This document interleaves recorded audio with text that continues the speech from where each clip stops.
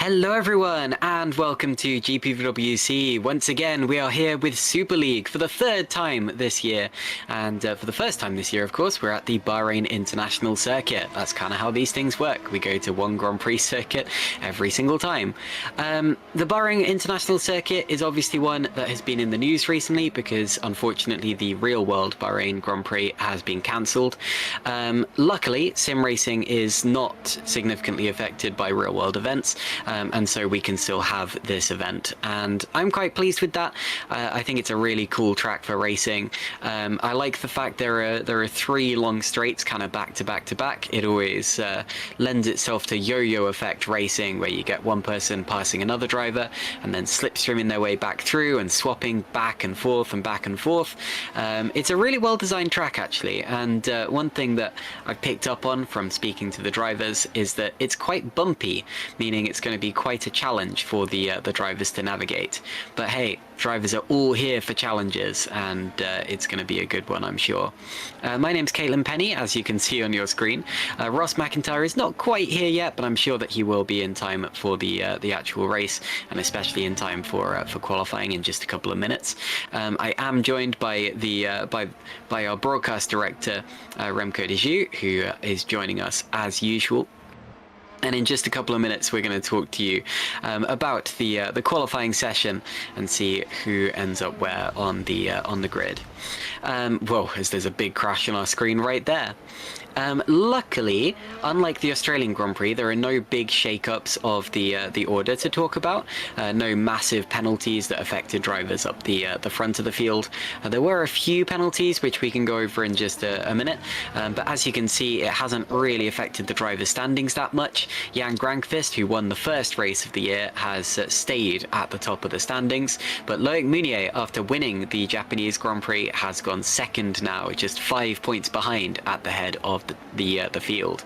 Sergio Fletcher is third for Valley Esports, who are the runaway or the surprise championship leaders at the start of the season, at least in the team's championship.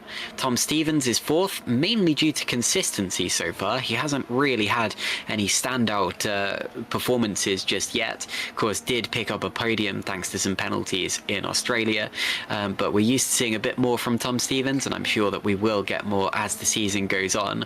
And Alessandro Maggio scored his career best result, second position at the Japanese Grand Prix last time out.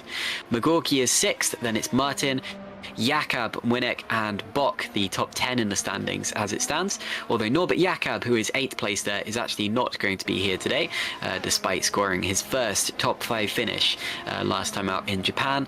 He is now being replaced by Alex Laho, who scored 2 podiums last season in Super League and is being in lower tiers, although he makes his return to Super League today. So this circuit, which I introduced just now, we do actually have a little bit of a video which shows you just how it looks, and I'm just racking my brain to work out who's actually taking us around the lap. This time, I believe it's Xavi Rose who's going to show us just how it's done.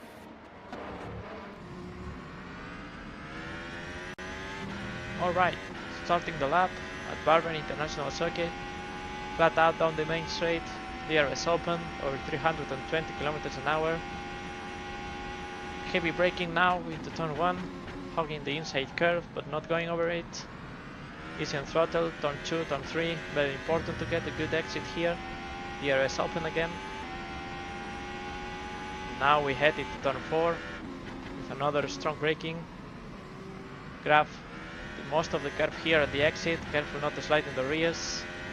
Into turn 5, 6 and 7. Technical section that a lot of drivers might like. Downhill braking into turn 8.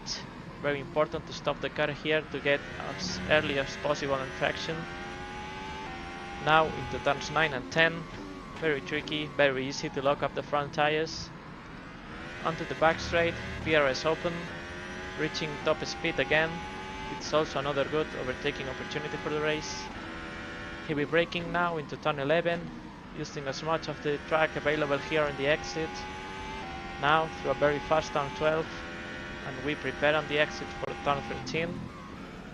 Careful here not touching the inside curve, and run wide the car as much as possible over the curve. Flat out through the back straight, heading now into the final corner, turn 14, very heavy braking, touching the inside curve a little bit, and easy on throttle now, and we enter the main straight. That's it, a lap around Bahrain International Circuit.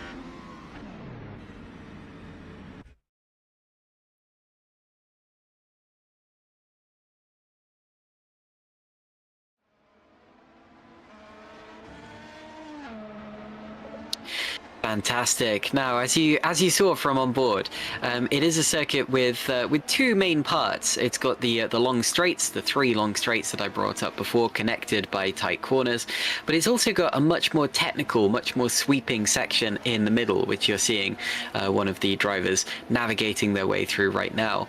And that means that it's got a little bit of a strategy to qualifying, where you don't necessarily want to have the absolute fastest car, because it won't necessarily do you the best in the race. I've noticed Xavi Rose is actually the top of the times in this practice session so far, and he had an interesting race last time out at the Japanese Grand Prix. He looked set for his first top 5 finish, and then had a collision with Lucas Murno. His tyres were already pretty much shot, and it's doubtful that he would have held on to it.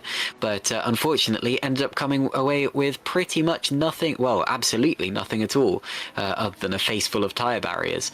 So Xavi, I'm sure, will be hoping to do better today, and he's a driver who, I said this last time out, but he really should have had a good result by now, and he just hasn't due to various factors. Sometimes it's a crash, sometimes it's an incident with another driver, or caused by another driver. But whatever the fact, Xavi Rose has not yet even had a top 10 finish in Super League, despite absolutely having the pace for even top 5s.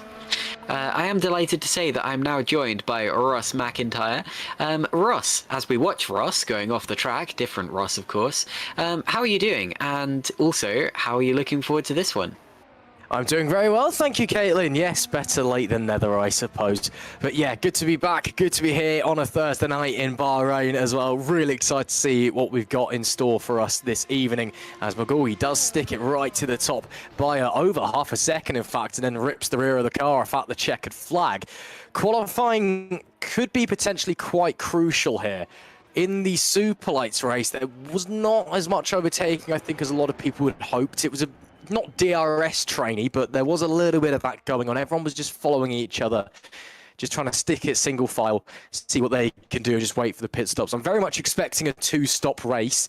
1 stop is potentially possible, but I don't think it's the fastest way round. I think we'll probably be not seeing people do that, shall we say, coming into this one. Tyre choices, by the way, for this race, Caitlin, we've gone down completely the middle, so a step softer than last time out in Japan. So C4s are the soft, C3s are the medium, C2s are the hard. So I think we're expecting a 2-stop race. Qualifying is quite important because even though it's a nice, wide and open circuit, it can be a bit tricky to overtake here. I think what this race is mainly about is just keeping your cool and keeping it collected and letting the race run itself, because other people are going to make mistakes. It gets very hot here. The track temp's very warm. It's very easy to get something wrong, to have a problem whatsoever. Let that happen to other people. If you're just running your own thing, if you're doing your own thing, you'll be absolutely fine. That's where you come up trumps here. So I think it could be a very crucial qualifying session in that regard, but it's still going to be an interesting race to see how it all unfolds. Yeah, we did see one-stop strategies in Super Lights the other day. The Super Lights race, of course, won by Aaron Vasquez, who's now got 3 on the bounce. We did see one-stop strategies in that, but it is worth noting that that is a shorter race. It's about 3/4 of the distance of the Super League race, and that means that obviously these drivers are going to have to go a little bit further. The hard tyres are pretty much a necessity if you are going to do a one-stop strategy. But the hard tyres aren't really going to be the tyres to be on here. It's a track with quite low temperatures. You can see there actually, never mind, the track temperature, 31.7 degrees centigrade, is significantly hotter than I expected it to be. Air temperature, it's on to be honest, it's earlier today. Oh, it's shooting up. It's up to 24 degrees Celsius now. That's good to see. But yeah, no, earlier today I was working outside and it was probably about that in April in the UK. So to be honest, that's not too hot, especially when you consider Bahrain's in the middle of a desert. But no, the track temperature is expected to fall, especially when the sun goes down. And that doesn't really tend to do well for hard tyres. You want a nice squishy tyre that gets the heat into it as quickly as humanly possible. And so I'm expecting drivers to potentially use hard tyres if they really think that the one-stop is so much of an advantage, but not necessarily. And obviously if you do qualify in the top 15, that means that you will have to use the soft tyres at some point in the race. So 2 stops are absolutely a viable strategy, probably the preferable strategy, but the problems with that are of course getting through traffic. And also we found out from previous races that if you sit in the slipstream of another driver and benefit from their DRS, it basically negates any disadvantage that you would have through being on old tyres. So far this season we have seen drivers doing one-stop strategies even when it's on paper not the fastest, and that could happen again today, but definitely do expect 2 stops to be more viable than they have been at Australia or Japan. Yeah, I'm still very much expecting everybody to be sticking to that 2-stop. I think the 1-stopper, unless you are able to get something magical out of the tyres or be a tyre whisperer or whatever, I think it's just a little bit too far. especially in terms of pace. Like, it's doable, certainly, to do the one stop, but I think in terms of pace, you're just going to be going around too slowly and just holding everybody up. Everyone's going to be very annoyed at you. So wait and see as Jan Rankvist gets his way down towards turn 9 and 10. Of course, purple sector for him, because it's a purple sector for everybody, the way it works in R-Factor 2 when you're on your first flying lap, as it registers if your lap time is quicker than the lap that's currently on top of the table. Well, the lap that's currently on top of the table is Omar Gorgi, who hasn't set a lap yet. So that's why everybody sets purple sectors on their first flying banker lap, call it what you will, here in GPVWC. Underway once again with our, as always, private qualifying sessions.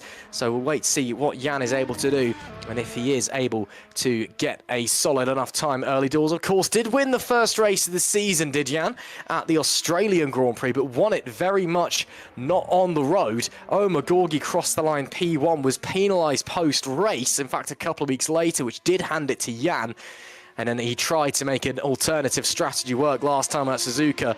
Unfortunately, didn't quite pay off the maximum dividends that he was hoping for. Looks like Dylan Fisher, the early pace setter here in the Lunark, but still early doors. Not a lot of lap times been set yet. Still a few people in. Can see we've got Alex Laho returning this evening in the True North car. Great to have the 2024 Superlights champion with us, and also Aaron Vasquez, the iRacing superstar, who has won 3 races on the bounce in Superlights this season. If you remember, Caitlin, he was with us in Australia, had a really good running until a little mistake, and he found himself in the wall. Be interesting to see what he can do with that newfound confidence from those 3 race wins up against the big boys here in Super League. Yeah, that's a last-minute change of entry there from Fraser Tartan Racing. It looks as if, once again, Sven Schubert is not present. Obviously, Aaron Vasquez did very well in qualifying in Australia. The race did not go his way. In fact, you could say it turned a little bit upside down. And I'm sure that he will be hoping to right the wrongs from that one today. And who's to say that he can't? Because, as he said, 3 times on the bounce now he has won the Super Lights race. He's leading that championship by 32 points now, which after just 3 races is pretty insane. So Vasquez is absolutely Super League capable, Super League level, and I think that when you see him out on track, because he hasn't yet exited the pits yet, but when you do see him out on track, I'm sure that he will be a true contender. Tom van der Voort here is racing for Drake today. Drake is now the only one of the new teams who is yet to score a top 10 finish, because both Lunark and what's the other one? True North. Both Lunark and True North. My apologies. I went to call it something completely different there. But anyway, both of those teams have had actually really strong starts to the season, showing a lot of potential. Drake a little bit slower to find their footing. They do have points. They have a good few points now. They were 12th in Australia and 11th. Sorry, and 11th in Japan, both with Philip Pushke behind the wheel. Tom van der Voort himself yet to get off the mark. He's had a 23rd and a 21st place finish. But with a 12th and an 11th place finish, I'm sure that it's only a matter of time before Drake find themselves up and amongst the big guns as well. By the way, there's only 2 teams yet to score a point so far this season, with those being Fraser Tartan Racing and Red Archer. Although with Fraser Tartan having Krop and Vasquez behind the wheel today, I think today is probably going to be a good day for it. Red Archer just need to get both cars to the finish, unlike they did in Australia. Yeah, fingers crossed for them at the moment. So 8 minutes and 55 seconds left to go in this session. We'll be seeing the second laps getting away in a short moment's time. Looks like Fisher and Fournier, the early pace setters here this evening. Really good to see Dylan Fisher back up there. I know I've sung his praises a lot already this season and talked about how the results just need to follow. Has already taken a pole position, of course, in GPVWC back at the Italian Grand Prix last year. It might not last, though, because Shimon Frelich is on an absolutely blistering lap. Up a 10th in sector number 2 as he rounds the final corner. A little bit of oversteer as he gets greedy on the throttle. That's quite natural, though, because the corner does fall away for you. Comes to the line, and the Polish driver goes into P1 by 6 thousandths. It's going to be really, really tight this session, Caitlin, because Bahrain, it's very much a testing circuit nowadays, both in real-world motorsports and sim. It's a circuit that everybody knows like the back of their hand, because you just do laps and laps and laps here, because it's so good just for figuring out how you get a car car set up, how to drive a car. So I think it's going to be very, very tight at the top. Really do, and it's a great testing circuit. Yartayan, did you see him kind of flicking the car into that corner, almost go-kart style, as he all-wheel drifted it out to the curb on the outside? That was brilliant driving there from Yartayan, great car control, and we'll see what it does to his lap time as he goes through the end of the second sector. Couple of tenths down, that's to be expected, to be honest. Yarl tends to focus more on the race than on qualifying, and I was mentioning earlier that sometimes in these qualifying sessions you do kind of handicap yourself by going for something a little bit lower downforce that's going to help you out in the race. There are no major setup changes that can be made between the race and qualifying. Jan Grankvist, meanwhile, is coming up to the line on a quick one. He goes up to 6th position, displaces Tom Stevens, who's in the pits as we speak, and Sergio Fletcher goes 8th. New pole position though, Loic Mounier is provisionally up at front as Owen McGorgy crashes into the pit lane, but it doesn't matter because he crossed the pit entry line and so he can escape and rejoin. But yeah, just 100th of a second in it for the lead now as Mounier, the winner of the last Grand Prix, takes that provisional pole position away from Shimon Frelick in Loic's Spark NIX sim racing car. And there's Maciej Winnick now coming into the pits. Maciej, I was speaking to him earlier, he said that qualifying is absolutely what he needs to work on, because twice in a row now he's qualified outside of the top 20 and finished well and truly inside the points. He was 9th last time out at the Japanese Grand Prix. So if he can hook up a qualifying session, he can absolutely get himself into contention. Thiago Melo here was the only brand new driver on this year's Super League grid. Still rather finding his footing in Super League. I believe he's yet to finish a race as we speak, but he goes 27th on the grid and continues on his way. And Aaron Vasquez is now on track, the Super Lights Championship leader and race winner from the other day, looking to set his first flying lap of the day.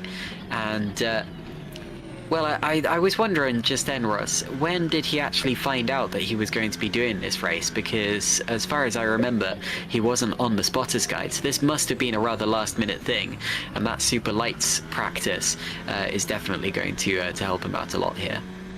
I'll see if I can do a bit of investigation. I've not got all of my notes quite in order yet because I was a tad bit late. Sorry, he was on the spotter's guide. I was going to say, I remember seeing a message a couple days ago from Toby Davis, of course, who's the team boss of the THR group, which FTR is very much part of, saying that he was going to be in this race. But I'll see if I can find that to confirm. But if he's on the spotter's guide, then I guess we can confirm it. Again, hasn't set a lap yet. He'll be coming to the line momentarily. It's not a great opening lap from him so far, and he may well abandon it, but he's the only driver not to set a time at the moment, so I think he may just stick it out to get a time on the board. Yes, he will, so wait to see where it's going to be.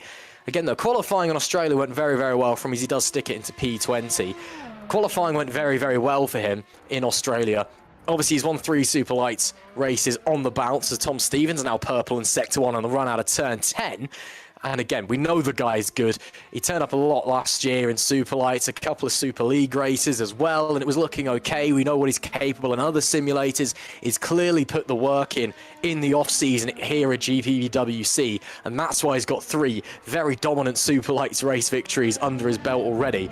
I think maybe he's possibly running an old engine. He'll be in the second Fraser Tartan car. We will have a talk about engines, I'm sure, because a lot of people already running quite worn engines. No, he's got a new motor in the back of it. Okay, that's interesting. So we'll keep our eyes on that one. Maybe just a bit of a messy opening lap from the Spaniard. Tom Stevens, though, comes to the line, sticks it into 5th place. Top 4 covered by only 600ths. Then it's about a 10th back to Stevens now in 5th. As Fisher, it's yellow in Sector 1, but it is purple in Sector 2. So the young man is looking to reclaim his spot at the top of the table with 3 minutes and 40 seconds left on the clock. Let's see what he's going to do.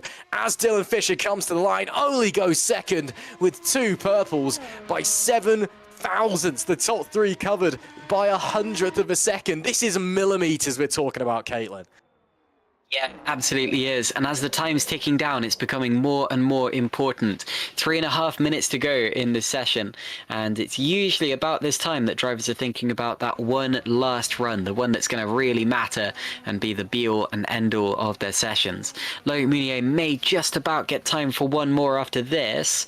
He has done a decent first sector. It's not his fastest, but it is decent. If he can hook up the second sector, this could still be a lap and could still be an improvement. Meunier does have that top time as we speak and is clearly going for the strategy of just be the fastest driver and lead by example, go from the front. Down the back straight he goes, up towards the sweepers, the left and the right. This is the section of the track where it really gets quite bumpy. Whoa, and he gets caught out with a big spin and gathers it up, and he should... I think if he does get back to the pits, he'll just about have enough time for another run. He won't want to go for another run on this same set of tyres because, well, you just saw him absolutely destroy those tyres.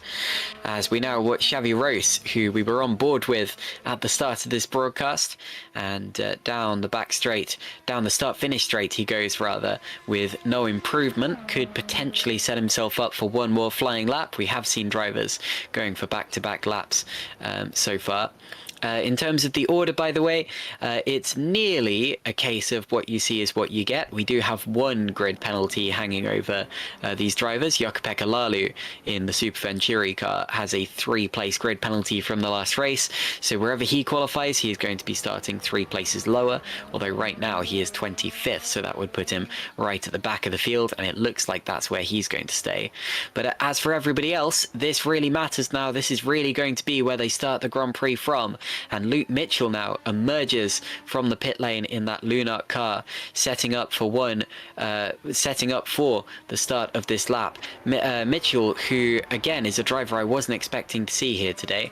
It's normally Yannick Bock who's in that car, so I'm going to do a little bit more digging there and see if I can find out exactly why that is. But my apologies with the Aaron Vasquez situation. He is indeed on the spotter's guide, and that's my bad for not seeing that.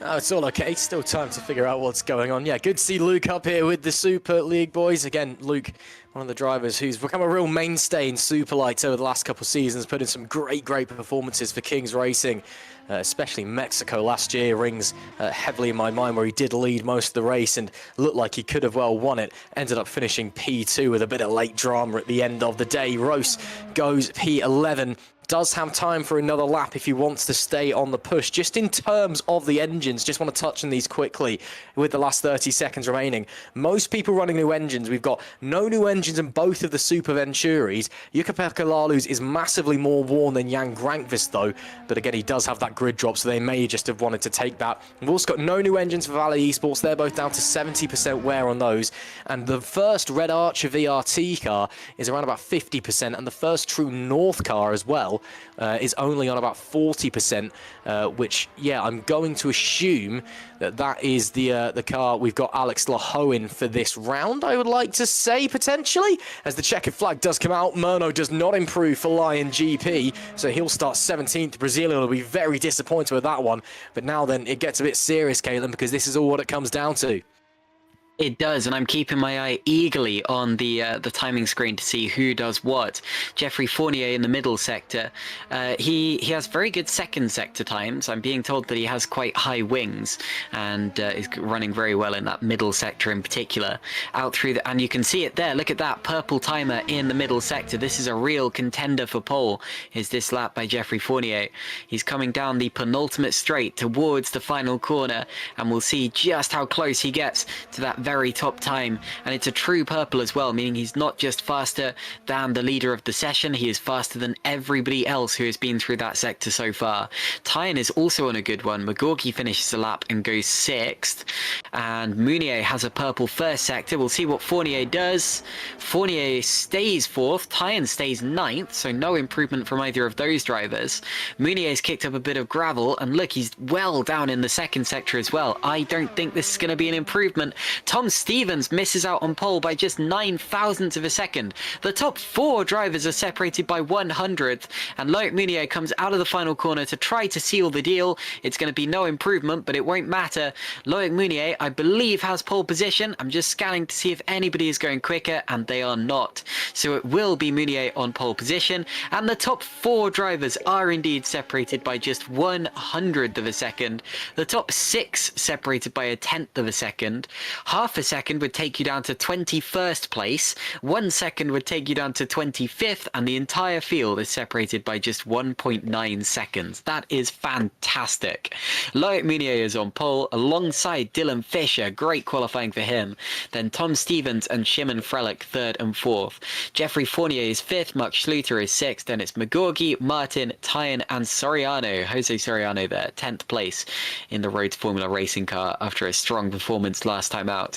Jan Grankvist, championship leader, is only 11th on the grid. We'll see what he can do from there. And Philip Pushke is starting from 12th. Then it's Xavi Rose, Sergio Fletcher, Aaron Vasquez, winner 2 days ago, is starting from 15th. Then it's Maciej Winnick, Lucas Murno, Alessandro Maggio, Eris Masculi and Moritz Kropp.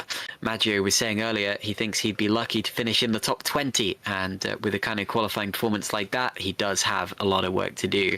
Alex Laho and Luke Mitchell, 2 of the reserve drivers, are 21st and 22nd. Ignore the numbers, they've gone a bit wonky.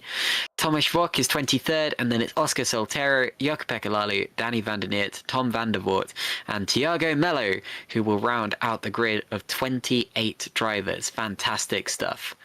Now, we've built up a lot as to what's going to happen today, but before we get into that, we got to take a look at what happened 2 weeks ago at the fantastically exciting Japanese Grand Prix.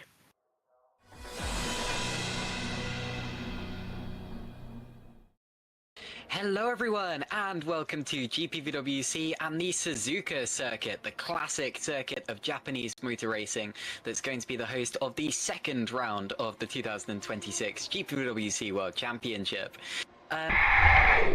The lights will come on, and when those 5 red lights go off, we will be underway for 53 laps of Suzuka, and it's go! Let's watch Grankvist see if he covers off the lead into turn 1. Maggio comes across, he actually has the inside line, and Grankvist is not able to cover him off, and he does now. So Grankvist leads into turn 1, followed by Maggio. Fletcher running a little bit wide, and should just about get around Xavi Rose there. He'll have the inside for the S's. Rose keeps 3rd place. So Grankvist leads, followed by Maggio, Rose, Fletcher and Jakob. Now this is where it all went very wrong a year ago, so I'm hoping that everybody makes it through this section of corners cleanly. I'm watching the drivers further back in the field to see if anything happens. Walk and Schubert are swapping places back and forth. Now into the Degners, very wide there for Grankvist, but that's just a differing line there from Alessandro Maggio behind, and they all managed to make it through without too much gravel being kicked up or anything along those lines. And now we see a replay of the start, focusing on Moritz Kropp, who did lose a couple of places. And there was a little bit of contact up in front, and that was one of the Lunuks, wasn't it, getting involved in that? And then as he rejoins a little bit further back into the pack. But yeah, someone has a big twitch in front of him about there, gets run into, and Moritz just gets run out of road. Oh, it's off in the background, and that's Sergio Fletcher there, losing 2, 3, 4 positions and rejoining down in 10th place. So Fletcher there with a big mistake, and we're going to see exactly how that happened. We're riding on board with him, and he dips the wheels over that curb and slides it sideways, and he's very lucky actually to have gathered that one back up. Too late, the car maybe isn't as settled as you'd like. You hook a wheel, and well, that's that. You drop positions. Meunier up into 4th place. On the subsequent of the Australian Grand Prix, as Tyne and Schluter come together, and Tyne, it is a mirror picture of lap 1 last year. It's an incident once again on the run into the S's, and no front wing for the Norwegian, and Jarl Tyne, a disastrous moment there, and suddenly this race has exploded. Caitlin Penny. Schluter defends, Tyne to the inside, and Schluter actually loses it and then squeezes Tyne. And that one, for me, I think Mark Schluter did not offer Jarl Tyne enough space on the inside. Yeah, it looks to be a dump the battery job. I wonder if this is an in-lap for Jan Grankvist. Yeah, you can see, look at the overspeed. That's ridiculous from Grankvist. It was 3 kilometers quicker. Jakob now in from 3rd. Okay, that makes things interesting. I thought it would be Maggio and Mounier to box first out of that front 3, and then Jakob would just be waiting to watch to see what they do. And he's going to go soft to the end. Coming away from that for a second, because into the pits has come Loic Mounier and also Carlos Martin, and you can see up in front Grankvist does make the move back for the lead of the race, and Maggio is going to try to follow him through and nearly gets run out of road, and that's a bold one because he's going to go for it on the exit, and he sweeps by Oscar Soltero now. He's got Loic Mounier with him for company, these two who were fighting for so many different race victories a year ago, and he covers off the inside line. Mounier to the outside and just about manages to keep it on the road. Grankvist actually takes a bit of grass. Loic makes the move stick. The trouble is now they're onto the next straight, and well, Mounier does have DRS actually, so was close enough in the detection zone. Moritz Krop now around the outside of Jukka-Pekka Lalu, holds it around the outside. The outside of turn 1 doesn't seem to be working very well today. And look at this, as they're still side by side in the S's and the inevitable contact happens. Whoa, and Lalu goes around and Krop goes through the grass to avoid him. As we get into the closing phases of this race, and really at this point it's like not only who has the pace, but who's got the bottle as well. Can Maggio keep it on the track? Can he keep Loic Mounier behind? As wow, what a move up the inside of 130R! Loic Mounier's just pulled something unbelievable out of the bag to take the lead of the race. It may have been a mistake from the Italian, but the reigning champ's looking to go back to back at Suzuka. That was unreal, and he's still trying to break the toe down the straight. This fight isn't done yet on the run to turn 1. Can Maggio try something onto the grass? They're still going to continue racing. Maggio will have to take a moment. Watch this. Now, I can't believe that Maggio didn't take his normal line into the corner. He leaves the door wide open for Mounier, seems to back off. I wonder if he thought that Mounier was going to get him into the corner and then, you know, was going to try to get him back with the battery, but I've never seen anything like that. And then coming out of the corner, Maggio did get a good run. He got the DRS. You can see that Mounier feels threatened because he's weaving about. Now, this is a baffling decision. Maggio goes to the inside and then keeps at it, even when there's clearly no room, touches the back of Mounier's car. And pushing his way back into the podium places. We saw this at the back end of his opening stint as well. He just suddenly up the wick. Was that roast into the gravel there a little bit? Big time into the gravel now is the Spaniard. That's going to allow Fletcher by. Surely going to allow Jakob by as well. They're going to go wheel to wheel into the hairpin. Javi Rose is just going to get away with it. Only drops 1 position. Oh, and a little bit of a mistake there. He's gotten to the gravel. He's losing it. Oh, he recovers, but he's lost a place to Jakob. So Ross there, I could tell he was out of sorts going into the corner. He's now got Lucas Murno up his inside. Murno diving and should get the power down out and up through Spoon. But the thing is, by the time they get to Spoon, Ross is going to be ahead again. He's got the inside line and he'll be able to cover him off, potentially contact, and around they both go. Oh, and Ross is in the wall. Oh, what a disaster. He's lost his rear wing, and Xavi Rose, who once again had the pace for a result, will not achieve it due to an accident on track. Here's the initial contact with Murno into Spoon. Rose probably should have given him a little bit more room there on the inside. The new rulebook, rule 4.1 or 4.4.1 should I say, if you do have your front axle in line with the rear axle of another car, they are supposed to give you the room on the inside. And to me, it looks like Xavi Rose just tried to sweep it in and didn't quite have it confirmed. Meanwhile, still fighting for P6 here. Tom Stevens getting assaulted by both of the TOPs behind. Can Omagorgi make magic happen with the last lap? Can Shimon Frelick follow him through? Can Murno make up lost ground after that incident?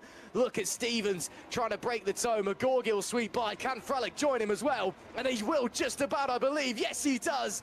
2 places lost there for Tom Stevens as it's a double TOP overtake. He's 2.5 seconds in front at the track where he picked up his first GPVWC Super League victory a year ago. He's going to do it again. He weaves across the line and spins, but it doesn't matter because Loic Mounier has won. like I said before, Munier wins, Alessandro Maggio second with a personal best, then it's Grankvist third, Fletcher fourth, Jakob gets a personal best in fifth, then Winnick, Fischer, Pushke, Martin, Schluter, Masculi, Soltero, Wok, Fournier and Lalu. The points go down to 15th position, so Schluter rounds out the points paying positions. Yannick Bock actually DNF'd on the last lap there. I wonder if he ran out of fuel.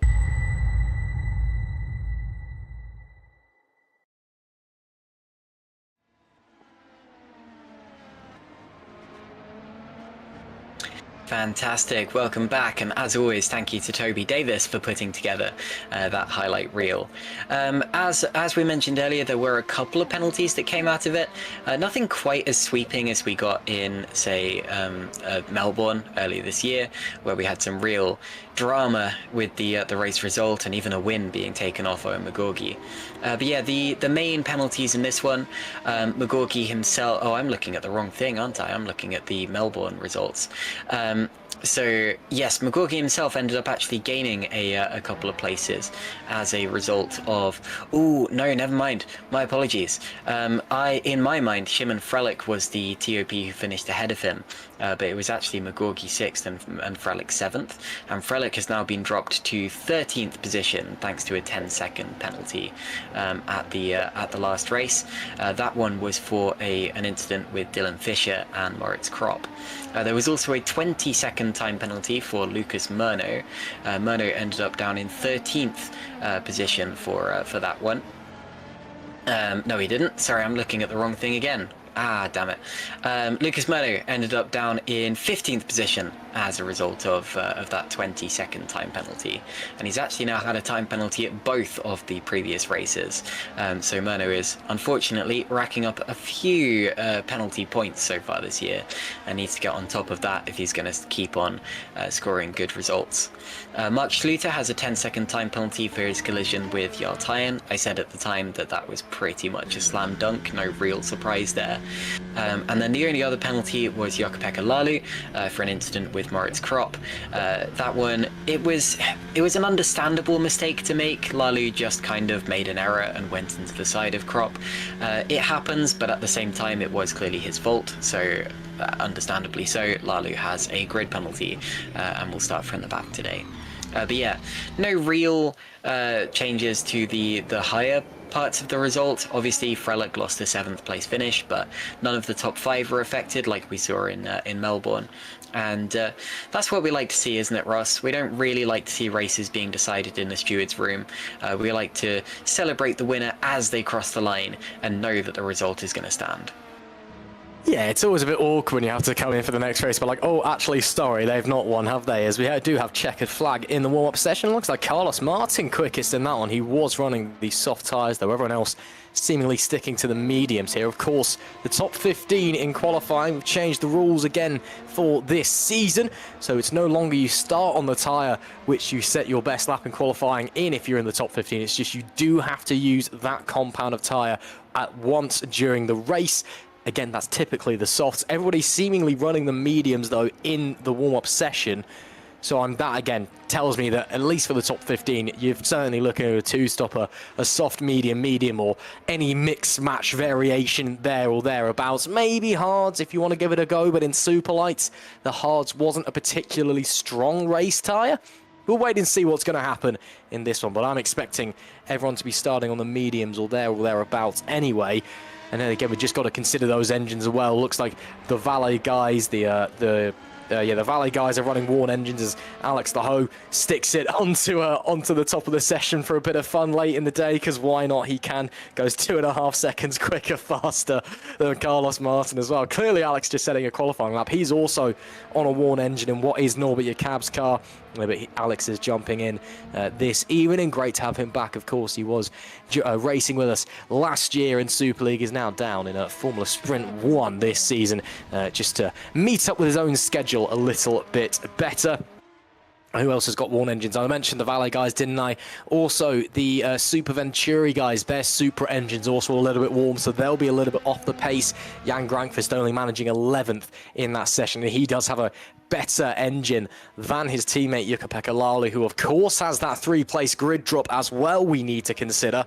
So we'll keep our eyes on those ones. But for everybody else up the front, yes, they'll need to be running the softs at some point. We're expecting that 2-stopper, though, with 2 medium stints. Unless they can maybe stretch a soft stint out very, very long and go 2 softs, we'll wait and see. But as we wait for the rest of the grid to make their way around back into pit lane, and then we'll jump out onto the grid, and then we can get going to get ready to get racing this evening. Not expecting anybody to be busting any lap records anytime soon, I don't think. Lap record round here in GPVWC Super League. It's a 127.370 set by Dennis Jordan back in 2019. Of course, we haven't been to Bahrain since 2023, though. Been a little bit of a while. Previous winners here, Jake Dinahan, Daniel Brewer, Yannick Bock, who of course isn't here with us this evening, unfortunately, Fabio Sixter and Peter Brilliak. So it's been a little bit of a while. Of course, this is an official DLC track as well, so it's lovely and laser scanned. You've got all the bumps that were there at the time that they did it. I think, Caitlin, the main thing, though, especially early doors, is you just got to survive turn 1, the Michael Schumacher corner, and you've got to survive turns 9 and 10 on the opening lap. Once you've got through those chaos zones, then you can settle down, find your rhythm, and get on with it. You're absolutely right. But we are very nearly ready to start this race. We just need to do one more thing, and that is to get the cars to the grid. So guys, hold on to your seats and be prepared for the start of the Bahrain Grand Prix.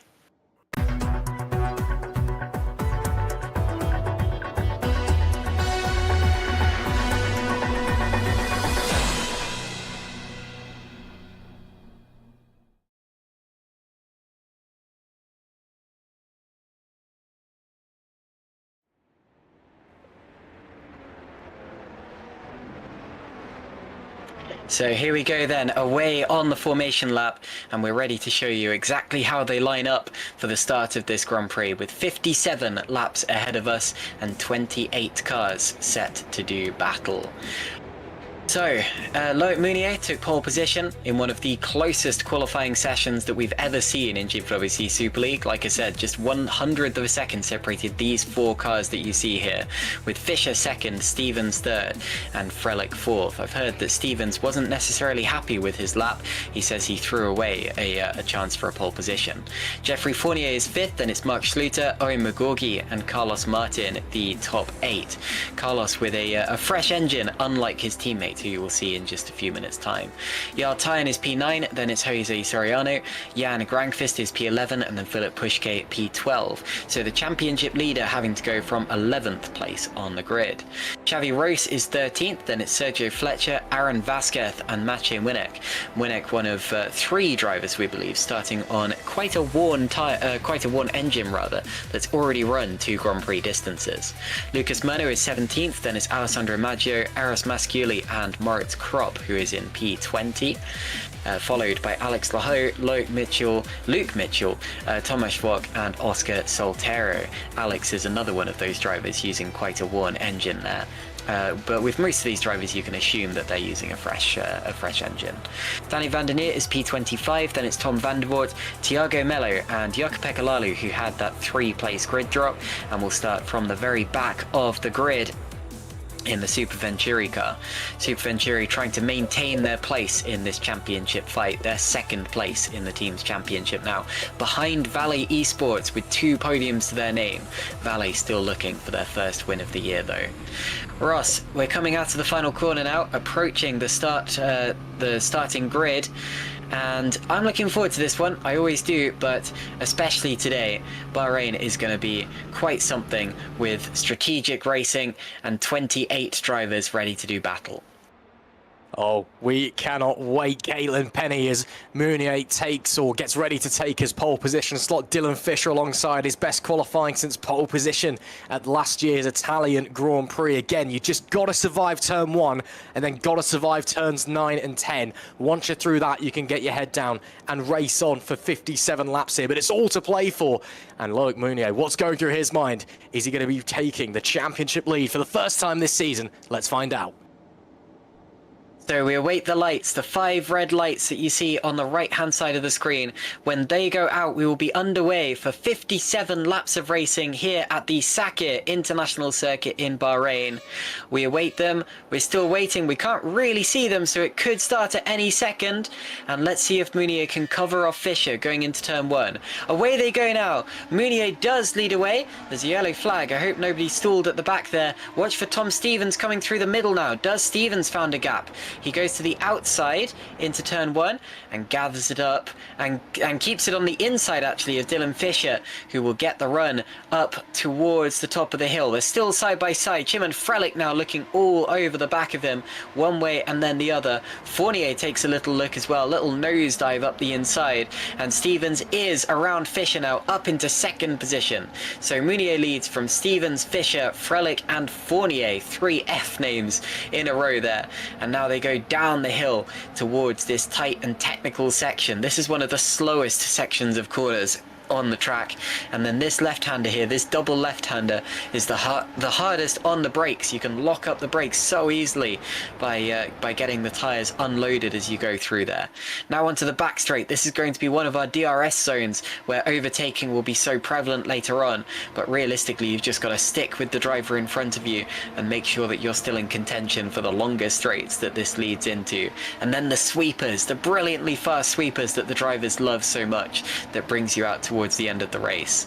I'm afraid that Oscar Soltero has become our first retirement of the race already, so we didn't quite see how that happened, but that means that Spark now bookends the grid with one right at the front and one right at the back, and in fact out of the race altogether is Oscar Soltero.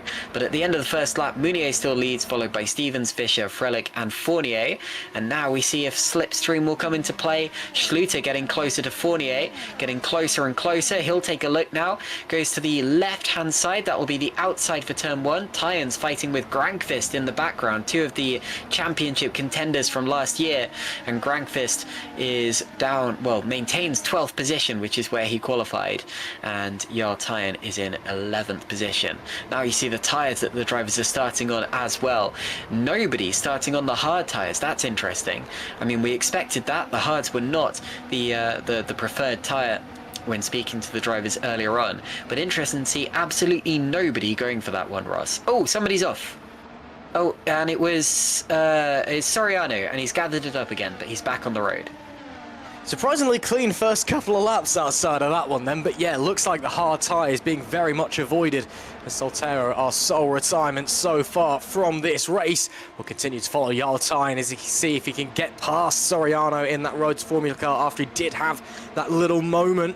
There's more moves being made potentially in the background. Tyen can't find a way through though, again looking to recover after a disappointing end to his Japanese Grand Prix. Another incident in the S's 2 years in a row for the Norwegian, last year's vice champion of course, as they make their way down the, well, it's not the back straight, it's the secondary back straight, I guess the penultimate straight. That's the one that will set her on, as there is Soltero, and yeah, just didn't get away from the grid. So either problem with the wheelbase, that's what it says to me, because you can see there's not even anything coming through on the throttle. So Oscar Soltero, something's failed there with his hardware, and it's just not gone anywhere, unfortunately for him. That's a really rotten way to kickstart the day, out before you can even get racing. As we go back to the front, it's still Moynier, Stevens, Fischer, Frelick and Fournier. Your top 5, but it's very, very tight out there at the moment. And a little look behind, that's Carlos Martin taking a glance from the back of Mark Schluter. A little bit of a speculative one. You don't really tend to see drivers going for moves into that corner unless they're already alongside the other driver. It rather tightens up on the exit there, so you really don't want to get it wrong. And also, you know that if you don't get through there, you do have another overtaking opportunity just a few corners later. You can sometimes overtake down into this left-hander if you're really brave, but then you also have a DRS zone on the back straight here. As I said before, this isn't really an overtaking opportunity per se. You can definitely get closer to the driver in front, and if you are a lot quicker, then you can probably get through here. But it's a DRS zone mainly just to keep drivers bunched up together rather than actually to aid with overtaking.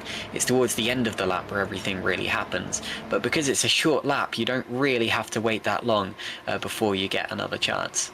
Carlos Martin Martin sticking with Mark Schluter. And you can see that Carlos has actually elected to start on the soft tyres, one of just a few drivers who has done so. Of course, every driver who started in the top 15 has to use the soft tyres at some point in the race.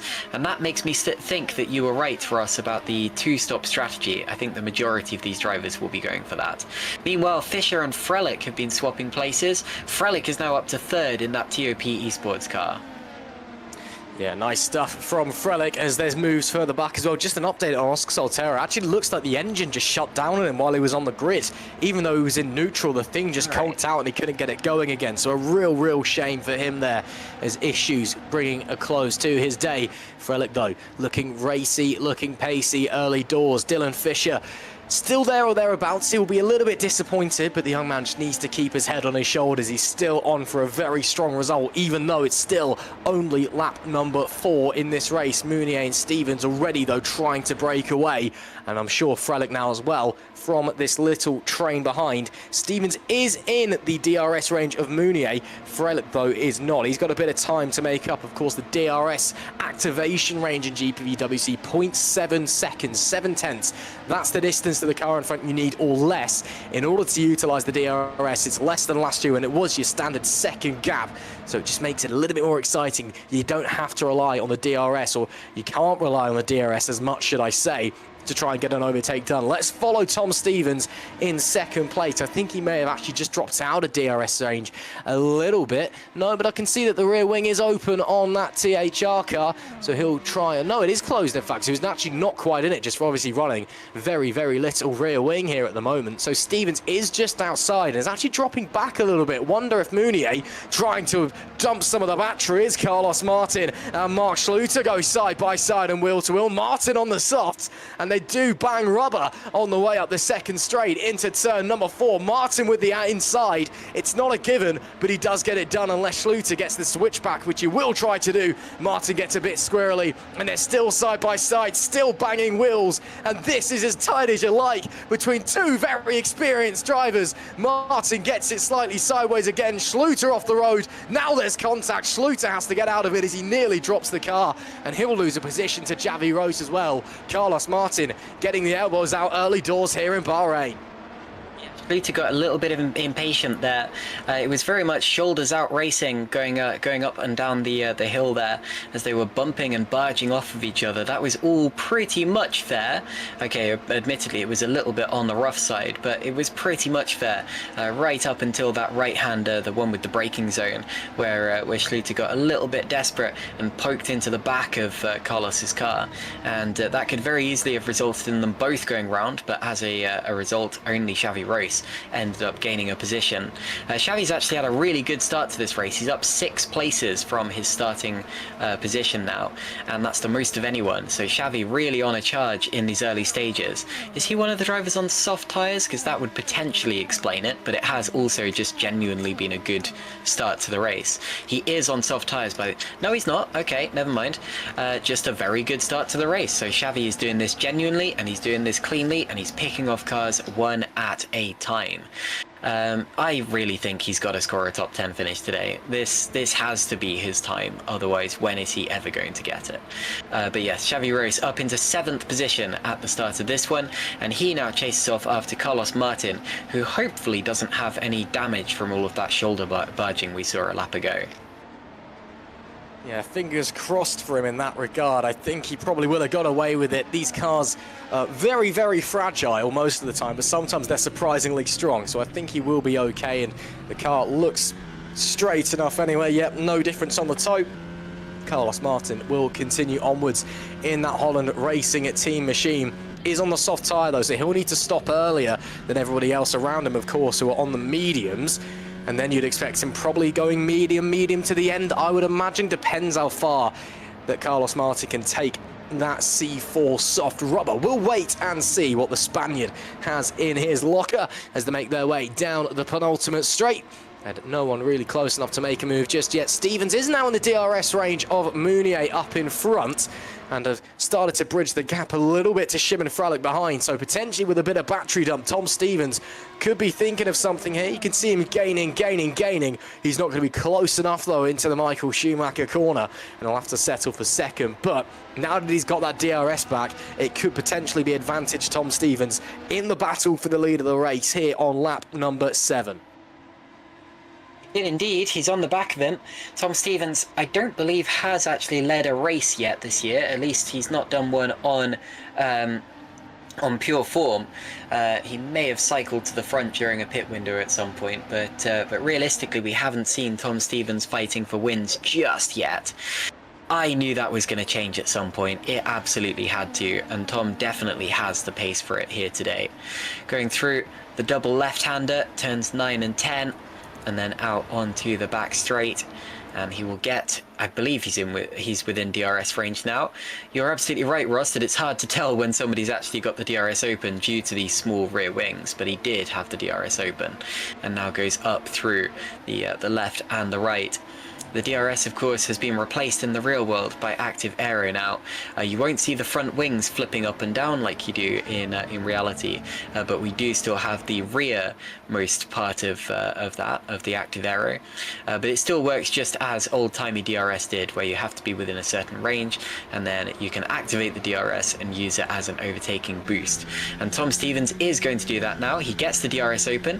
There's about half a second between him and Mounier, so that's a little too much for this to be a genuine overtaking opportunity. You can see him glancing into the mirrors of Loic Mounier's car, but I mentioned earlier that a move was a little bit speculative, and that was another one. And Schluter has got back past Roos there, so Mark Schluter back up into 7th position, and Xavi Roos back down into 8th place. And Schluter can now get after Jeffrey Fournier, because Martin has passed Fournier. So Carlos Martin there up into 5th place for the first time since the start in that Holland Racing Team car. And let's see now if he can gain advantage from those soft tyres and see if he can get himself into the top 4. We'll wait and see on lap number 8 of 57 as we're following around Aaron Vasquez now, trying to see if he can negotiate his way through Philip Pushka. He does have his teammate behind him, though, Moritz Kropp. And maybe a bit of team orders could come in if Aaron's not quite able to get it done. Maybe Fraser Tartan thinking about swapping the cars, seeing if they give Moritz a go, seeing if he can slide on by those in front to try and get a singular point on the board early doors in this race. At least, of course, points here in GPVWC, going down to 15th place out of 28. Again, typically we have 30 cars, 15 teams, each with 2 drivers. With this season only 28 after we had Epic Racing drop out during the off-season, unfortunately for them. But we'll continue onwards on our run down to the final corner with this group here, and still no one not quite close enough at the moment. Maybe playing a bit of a patient game, just waiting to see what other people are doing. Again, no one's trying to break the toe, but we are getting Tom Stevens trying on a move for the lead of the race. He'll go wheel to wheel with Loic Mounier. The reigning champion tries to fend off the THR, who will get the inside line on the run up to turn number 3, but it's not a given. You can sweep around the outside here as both cars on the sort of medium compound or rubber, they almost come together, and they're still side by side after almost a quarter of the lap, but Stevens is going to get it confirmed, and it is the Englishman who goes to the lead of the race on lap number 9. That's why I like the Sakhir circuit. It goes one way, it goes the other way, and Tom Stevens gets it back. Fantastic move there. Really respectful racing between 2 titans of the sport. And Tom Stevens does have the lead of the race now. From Mounier, from Frelick, from Martin, and from Fischer. So Martin's past Fischer as well. He's made that stick up into 4th position. And that's one thing that we didn't quite see on camera, unless I'm very much mistaken. But we were rather preoccupied with what was going on up in front there between Stevens and Mounier. Now, we often see this in the early stages of a Grand Prix, where one driver on a different tyre compound has to make a charge through the field to make the most of their tyres. Martin may not necessarily be a contender for a podium at this rate, as he appears to be when you look at the track.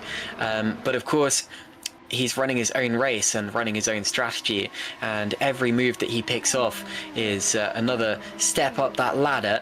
It does mean, though, he's probably going to have to pit sooner than a lot of the other drivers he's passing. So he's passed Shimon Frelick there, and he's got up into 3rd position, and that was a good move. But Frelick can run much longer into this race and potentially benefit from that. So all is not necessarily as it seems. And we had a great example of that last time out at the Japanese Grand Prix, where Grangfist started the race on the soft tyres, having started from pole position, led the early stages, but ended up only finishing 3rd when all was said and done, Ross. Yeah, really tight racing we've got going on here at the moment, as Vasquez now wants to try and make his way through Pushka after Krop drops back a little bit. So the Spaniard wants to try and work his way into the points paying positions here.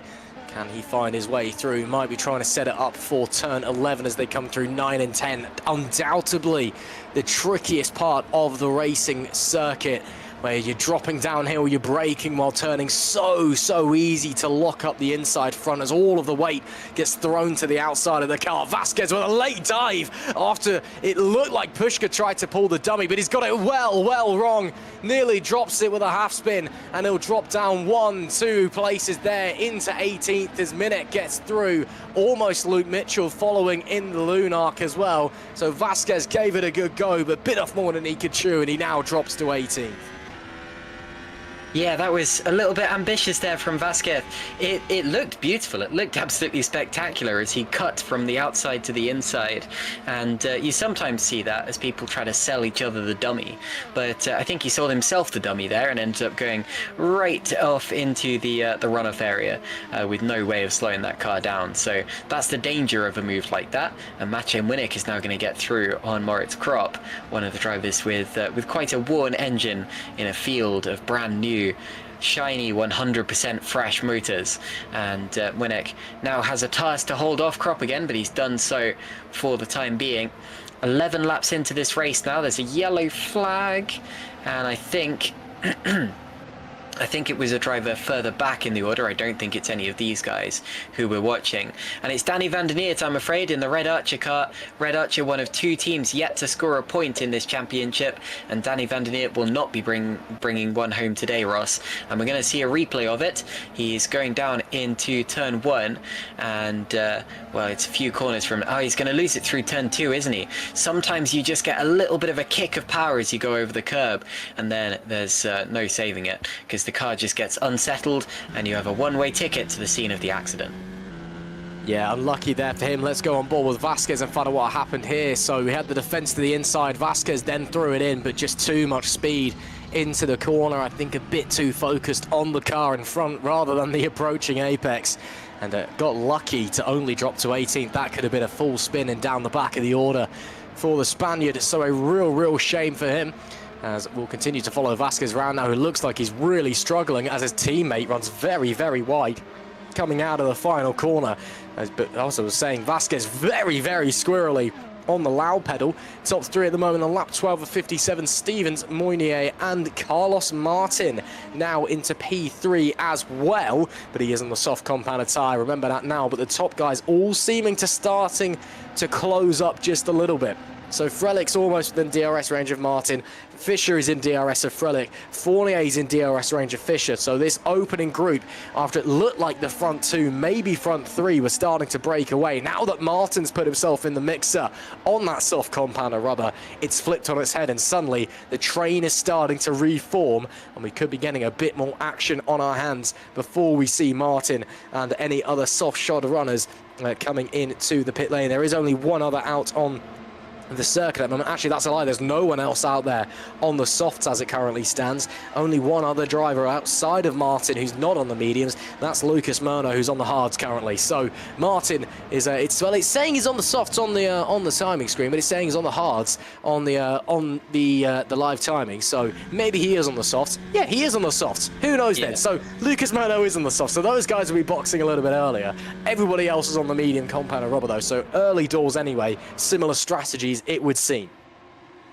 Yeah, the live timing doesn't quite know what the tyre compounds are, and I think part of the reason of that is because the soft tyres here are not necessarily the soft tyres at every race. You do get, for example, the C1, C2, C3 tyre system kind of confusing things as the season goes on.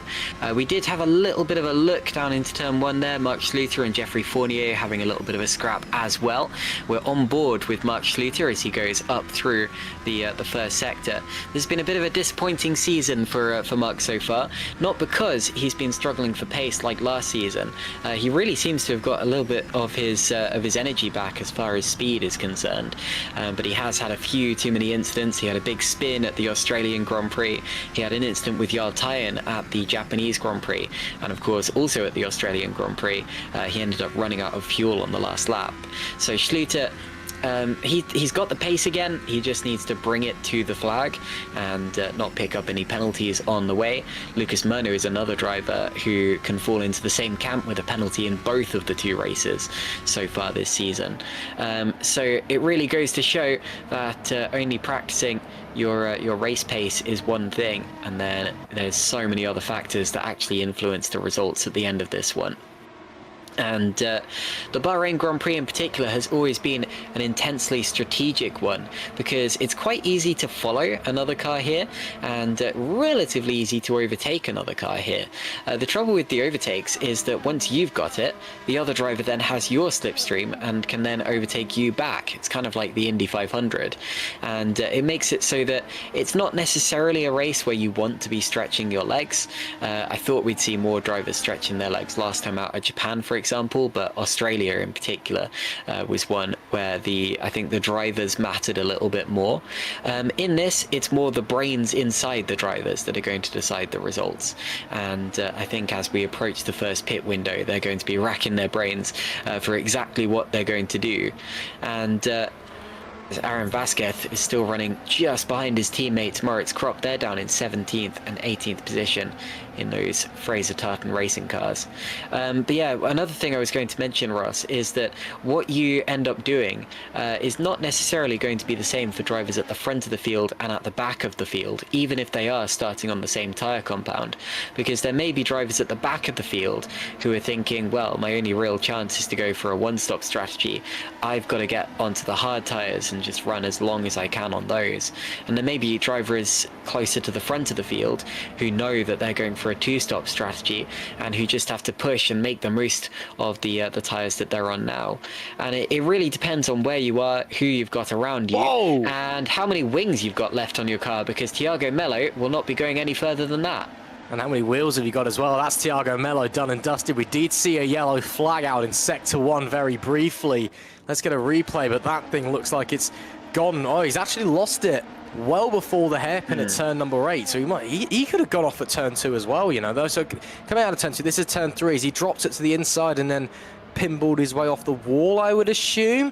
Let's watch it. Does it? Yeah, just catches the curb a little bit and it spins him round, and that is, well, at that point, not quite day done. He was trying to get it back to the pit lane, but I'm going to assume he had a bit of a struggle, at least getting it down to turns 9 and 10, and then we did see him meet the wall. So Thiago Mello is now our 3rd retirement of the day, unfortunately for him.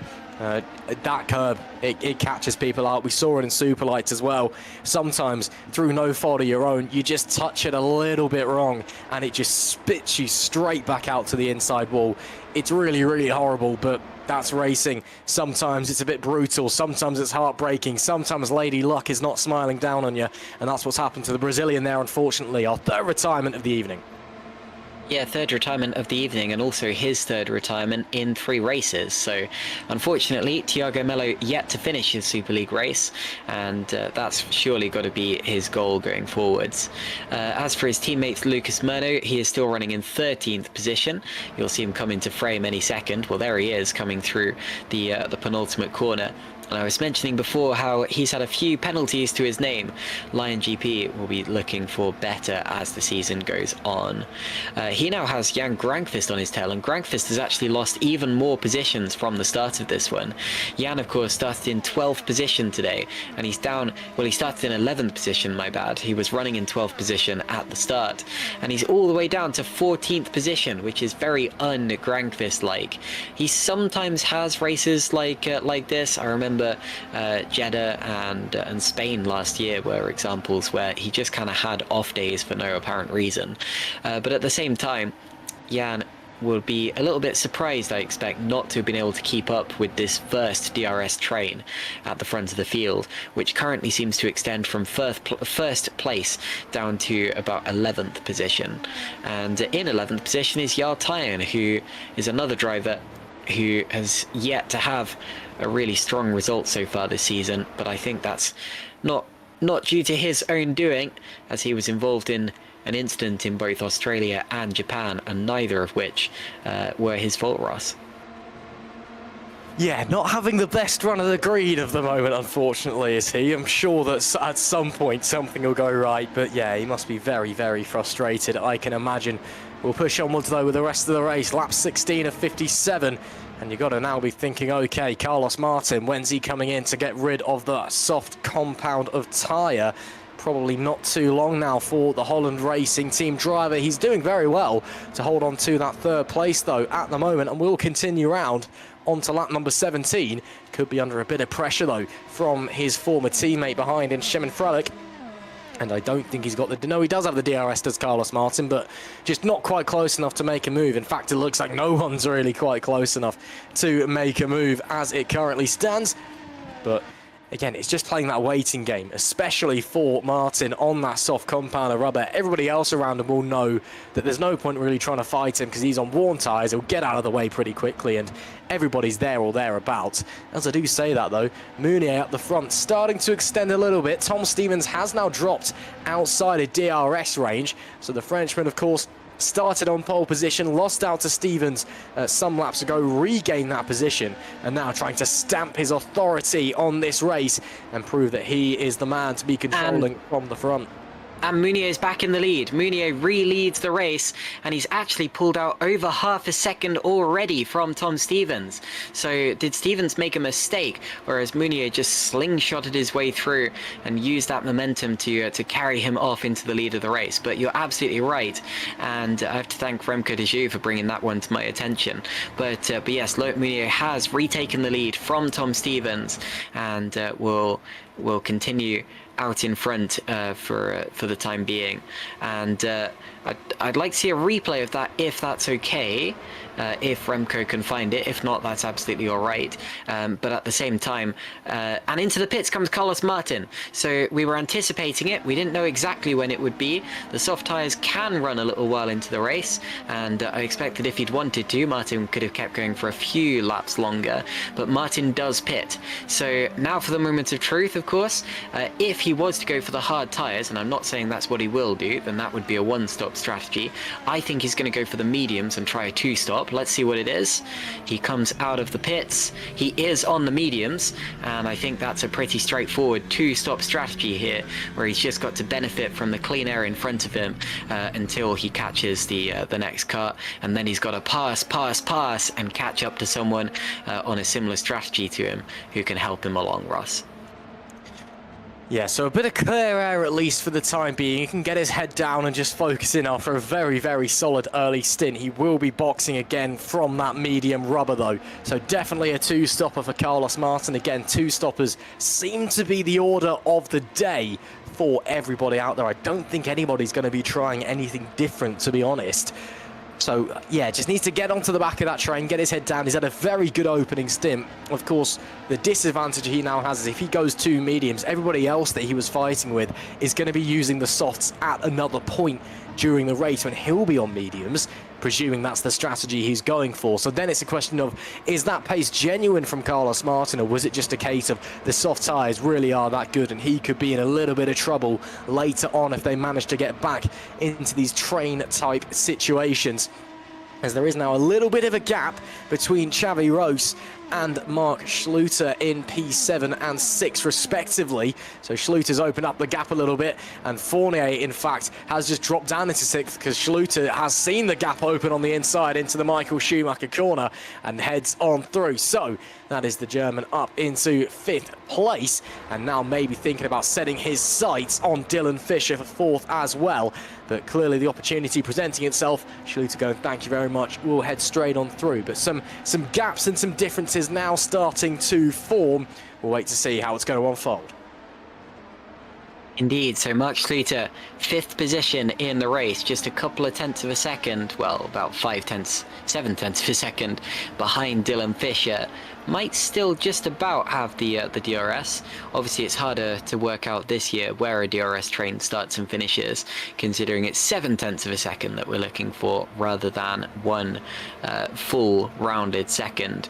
Shimon Frelick may have just about lost DRS from Stevens, actually, up in front, and Stevens himself may have lost it from Loic Mounier, so it's starting to spread out a little bit for the first time in the race. I think what this is they're anticipating that it's not going to be too long before the first pit window, and so they know that now is the time to really take an advantage. They're effectively racing stationary cars at this point in time. As wide in the background goes Mark Schluter, and he's going to lose another place to Geoffrey Fournier there. Xavi Rose comes into the pits. Schluter's going to come back at Fournier, goes to the right-hand side, and should get it back down the straight, but that was a little bit of a loss of time there, and they'll both drop back a little bit more from Fisher and his DRS, Ross. Yeah, so it could be interesting to see how that's going to unfold. Rose in, though, for what looks like a secondary set of the medium tyres, as he makes his way back out. Interesting that there's no colour on the left front there. That's a bit interesting. Not sure I've seen that one before in our Factor 2. Maybe it just hasn't quite... Oh, no, it's now fading into existence. Maybe some lighting issues there. So Rose in, a couple of others as well. Vasquez and Voch also in the background. So Fletcher now also, I believe, one of the drivers that came in as well, and is currently just sat behind Tom van der Voort and just in front of Lucas Murno. So Fletcher looks like he's gone onto the soft compounded tyres, which indeed he has. Murno behind on the mediums.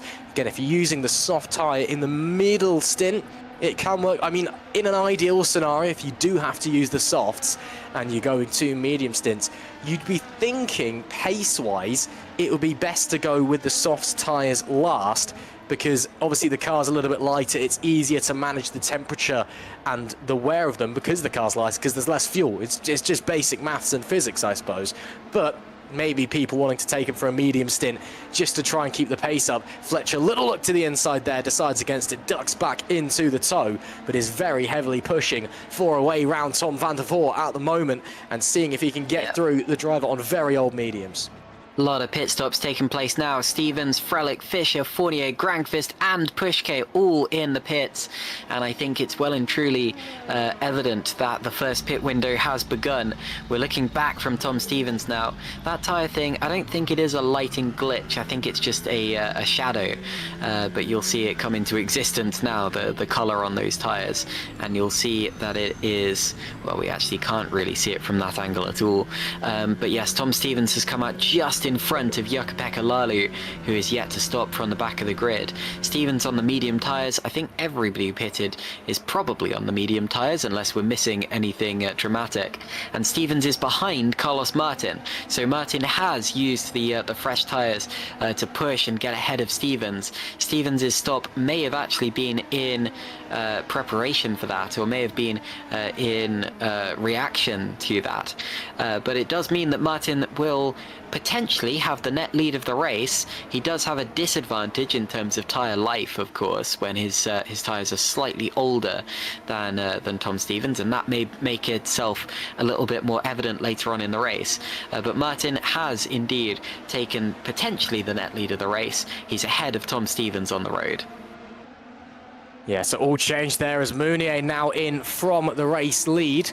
as everybody else basically starts to make their stops. Looks like Fischer had a bit of a messy stop, unfortunately. I think he may have missed his pit box, so he's dropped back a few positions. In comes Mounier, though, and Schluter will take the lead of the race. Mounier in for what seems to be another set of the medium compound tyres, so he'll go medium, and then soft to the end. Almost comes together, but I believe that was Maciej Mlinek just diving into his pit box there. But the reigning champion heads back out, and it's P5 and will maintain, actually I say the net race lead, but Carlos Martin has jumped in front of all of them with that early stop by about 2 seconds. So suddenly this is looking very interesting. Again, Mounier, Stevens, they've all got to take the soft compound tyre a little bit later on. But Carlos Martin's now put himself in the net race lead and in a very strong position as Javi Rose forces his way past Jukka-Pekka Lalu at turn number 4. Yeah, this is suddenly turning into a very interesting state of affairs out there. Yeah, not everyone's done the same thing though, as look at that, Fournier in the background with a big dive on Lalu does go through. And I was going to bring up Geoffrey Fournier there because look, he is on soft tyres and he's not the only one. So Fournier is on soft. Fischer, well, Grankvist is definitely on softs. Not Fischer, Fletcher is on soft tyres, my bad. Winnick and Pushke also on the softs. But yes, and Frelick in 7th place, who's just gone past there, Alex Laho in the True North. So there are drivers using their soft tyres now in this middle stint of the race. And I'm with you, Ross. I think if I was in this race, and consider that I haven't done any testing on these tyres, I would be tempted to go for the soft tyres last, because as you said, the cars are lighter later on, which makes them a bit friendlier on the tyres. At the same time, though, you don't really have to worry about the pack bunching up so much. For example, if this was the real world of Formula 1, I would want to keep a set of the softest compound tyres available just in case there's a late safety car, for example, or a late virtual safety car, where you want to pit onto the softest rubber possible and run it to the end. You don't get that in Super League, so you don't necessarily have to worry about keeping a set fresh for that. But you do have to use the soft tyres at a certain point. So I guess and McGorgy's out of the race. Owen McGorgy has retired from the race. We saw a yellow flag, and there is another DNF, our 4th of the day, and we're about to see what's happened to Owen McGorgy. Well, we're not, because we've gone right back to the start of the race. But McGorgy, who was provisionally the winner of the Australian Grand Prix before picking up a penalty, and who finished well inside the top 10 last time out, has now retired from the race here at Bahrain. And there's somebody coming out of the pits. Is that related to what we're about to see? Oh, it is. There's contact there, and is that Schluter? And then also, oh, don't tell me that's Fischer who got involved with him. There was one of the Lunart cars who got all tangled up with him on the exit and lost his front wing. But it was as Schluter exited the pit lane, he exits into the side of Mogorgi's car. We're going to speed it up just a little bit so that we can see exactly what happened. And this is shades of Esteban Gutierrez and Pastor Maldonado when Gutierrez went for that massive flip in 2014. And you saw the two coming together, and it's just a dangerous pit exit. It's not really anyone's fault. You could say that it's the responsibility of the driver rejoining the race to rejoin safely, but I can absolutely see why Schluter wouldn't have expected that. Meanwhile, into the pits come Tyan and Soriano, so they've both come in now. And the other driver involved in the incident was indeed Dylan Fischer, I'm afraid to say, who's now down out of the top 20. And that's gutting for Fischer, who did so well in qualifying. He was right up in 2nd position and looked set to challenge for the podium places today. But I'm afraid, Ross, due to an accident that was not his fault at all, Dylan Fischer is having to make another unscheduled pit stop. Yeah, real shame there for Fischer and what was turning in to be a fantastic night. And, you know, it's just one of those ones where you can't really avoid it. I don't think anybody's particularly at fault for that incident down at turn number 1. You know, there's 2 cars trying to convene and converge onto one line, but it's just one of them things, and your heart has to go out to Fischer, who was running so well tonight and was on for a really solid result. And yes, there is still the opportunity of points potentially, as we'll get a replay from Fischer's perspective. I'm going to assume there was just nowhere for him to go as we come in. So you can see there that, yeah, the 2 cars come together, and yeah, Fischer just a bit stuck, does get on the brakes, but straight away no front wing. And your heart has to go out to him, really. That's such a shame for Dylan, but you know, that's racing, unfortunately. She's a cruel mistress, and it's one of those ones where you know, you'll feel hard done by, but he's done absolutely nothing wrong in that scenario and been the one that's been punished the most for it outside of McGorgy. Yeah, and Fisher will feel like he shouldn't have been in that position in the first place. He actually missed his pit box and had to reverse to go back for it. So he lost time in that, and had that not happened, he wouldn't have even been in that that incident in the first place. But you know, it's very much a case of hindsight being 20/20 vision, and you can really say that it wasn't his fault at all. So Dylan Fisher, unfortunately, the innocent victim of that win. Meanwhile, Loic Mounier leads the race, followed by Carlos Martin, Shimon Frelick, Tom Stevens, and Xavi Rose. So Mounier, who was... well, I'm trying to find just quickly. Mounier was behind Carlos Martin a couple of laps ago, has got ahead of him, and now leads the Grand Prix with about half of it to go. Yeah, so Mounier back to the race lead and does still have, oh no, yeah, so he's still yet to take the soft tyres, is the Frenchman. So gets back through on Carlos again. You would expect that, of course. The Spark Nix car a little bit stronger than the Holland Racing Team car overall. And of course, Mounier, the reigning champion as well. He's certainly not bad behind the wheel. But yeah, again, lots of interesting things to consider in this one. So we've got definitely a contender down the back in Dylan Fisher. Owen McGorgy very much could have been a contender down and out of the race. And then, of course, we've now got a bit of a gap forming. So as we go on to lap 26, it's Mounier, Martin, Frelick, Stevens, Rose, your top 5. Then Fournier, Schluter, Fletcher, Tyne, and Soriano rounding out your top 10. And then the final 5 points paying positions being Murno, Grankvist, Vasquez, Winnick, and Philip Pushka in P15. So we'll just have to keep our eye on it all, really, I think, and just wait to see how it's going to unfold, especially with that last stint. Frelick is on the soft tyres, of course, right now, so you'd expect him to be running fairly well, and you'd expect him probably to catch up to the back of Carlos Martin and make easy work with him, just like Loic Mounier has done. But I still think that Carlos Martin is in a fantastic position right now. He might need to extend the final stint a little bit slightly or manage tyres in this stint, but I think that Carlos has definitely put himself in a great position to certainly try and challenge for a podium at the end of this race. But now it really comes down to, I think, okay, what's the pace that Shimon Frelick's got, who's also on the soft tyres, and then when everybody else jumps onto the soft tyres for the final stint, who's where, how big is Mounier's lead, is he able to hold on? Yeah, Martin doing all right on the night, and don't forget that his last Grand Prix victory was the last time we had a night race at Abu Dhabi right at the end of the last season. But yeah, Martin, I always make fun of him because he's the kind of driver who makes... He doesn't believe that he's going to do well until he is actively winning races.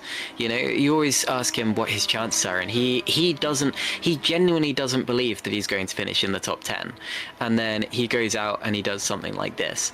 And you've got to wonder what's going through the mind of a driver like Carlos Martin, who puts in so much work for these Super League races and does so well, and yet still doesn't feel that he belongs with the big guns. But realistically, Carlos is one of those big guns. He's got 2 Super League victories to his name now, and he's going to challenge for another one today. He already is challenging. Yes, Mounier is pulling away and leading this race now, but remember, Mounier is on those soft tyres. They both have to use those mediums in the last stint, and who's gonna have the more flexible strategy going into that last pit window? It's going to be Carlos Martin. He certainly will do. So again, he's put himself in a fantastic position for the final 30 or so laps. Oh, but still a long way to go. Anything can happen here in GPVWC Super League. All it takes is a little bit of chaos at the flip of a coin, at the click of your fingers, and suddenly the race could be turned upside down. We will wait and see how it's going to unfold. Replay here. Let's have a look at what's been going on. This is Xavi Rose.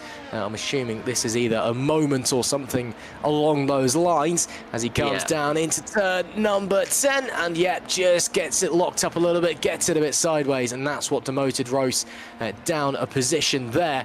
So down into P6 now, trailing Jeffrey Fournier. Let's see, though, if the Spaniard in the Adonis can get back through the Red Archer VRT car.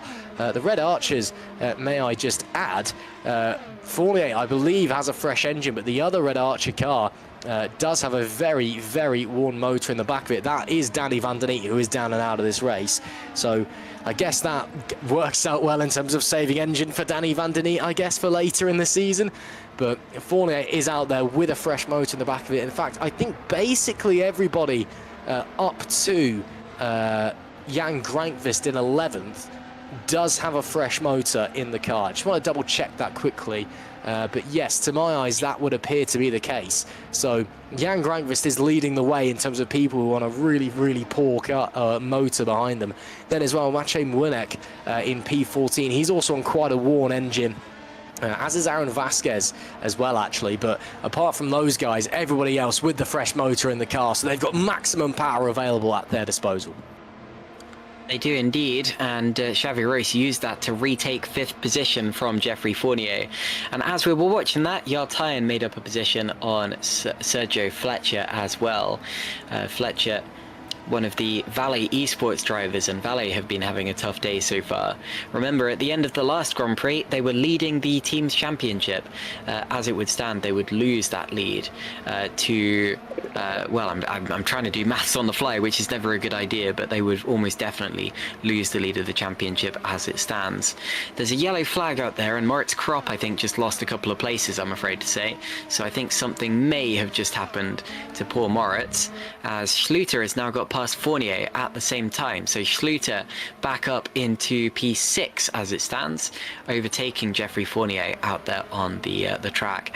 I'm going to see a replay, and I presume this is what just happened to Moritz Kropp, who wasn't running much higher than 21st position, but he wasn't right at the back of the field, and now he is, thanks to a quick spin. Oh, it's actually one of those really ugly spins that grinds your tyres into the ground and costs you loads of time as you struggle to rejoin.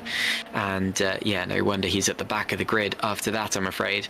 And he's done it again. Oh, Moritz goes around, and we saw a similar spin by somebody in qualifying. I think it was Loic Meunier, went for a full 360 at the previous corner that Kropp spun off at.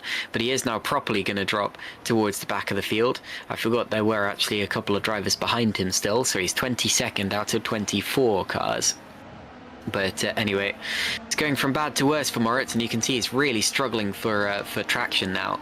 I think his tyres have been absolutely shot by that first spin.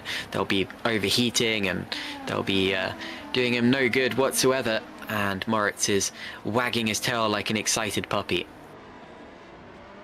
Yeah, getting very excited out there at the moment is Moritz, as we now see potentially a move from Schluter to get past Xavi Royce, and that'll be nice and easy before we even get to the braking zone. So Schluter up into 5th place now. But again, part of that incident earlier on that took out Omar Gorgian, demoted Dylan Fisher well down the order. Once again, unfortunately, Schluter's found himself in a little bit of hot water as it stands. And I think he may be having a few words with the stewards after this one, or at very least with Sandeep Singh, our head of DC here in GPVWC. As it stands though, lap 30 of 57, over halfway through this race now. It's Meunier from Martin from Frelick. Your top three with Meunier and Frelick on the soft compounded tyres. Martin on the mediums. They should all be going on to mediums for their final stint. We then got Tom Stevens P4, Schluter we've just seen moving into P5, Xavi Royce in 6th, Fournier 7th, Jarl Tyen in P8, Soriano in 9th, Sergio Fletcher P10. Then it's Jan Grankvist with that very worn Supra engine in the back of his Super Venturi. He is P11, and as it stands, will concede the championship lead after 3 rounds to Loic Meunier. Aaron Vasquez is P12 on that stand-in for Fraser Tartan Racing. Again, dominating in Superlight so far this season, but with a worn engine in the FTR, can't quite have the same effect so far in Super League. Lucas Murno sits 13th with Maciej Młynek in P14. Filip Puška is our 15th and final points-paying position driver out there. We've then followed by Musculi, Maggio, Mitchell, Lalu and Thomas Vock in P20, and then we do have a couple of other drivers down there as well. We've got Alex Laho 21st, then Tom van der Voort 22nd, Dylan Fisher in 21st, and Moritz Kropp P24. We've unfortunately lost Omar Gorgi, Thiago Mello, Danny van der Neet and Oscar Soltero, who had an issue and wasn't even able to make it away from the line. So that's the picture of the race at the moment.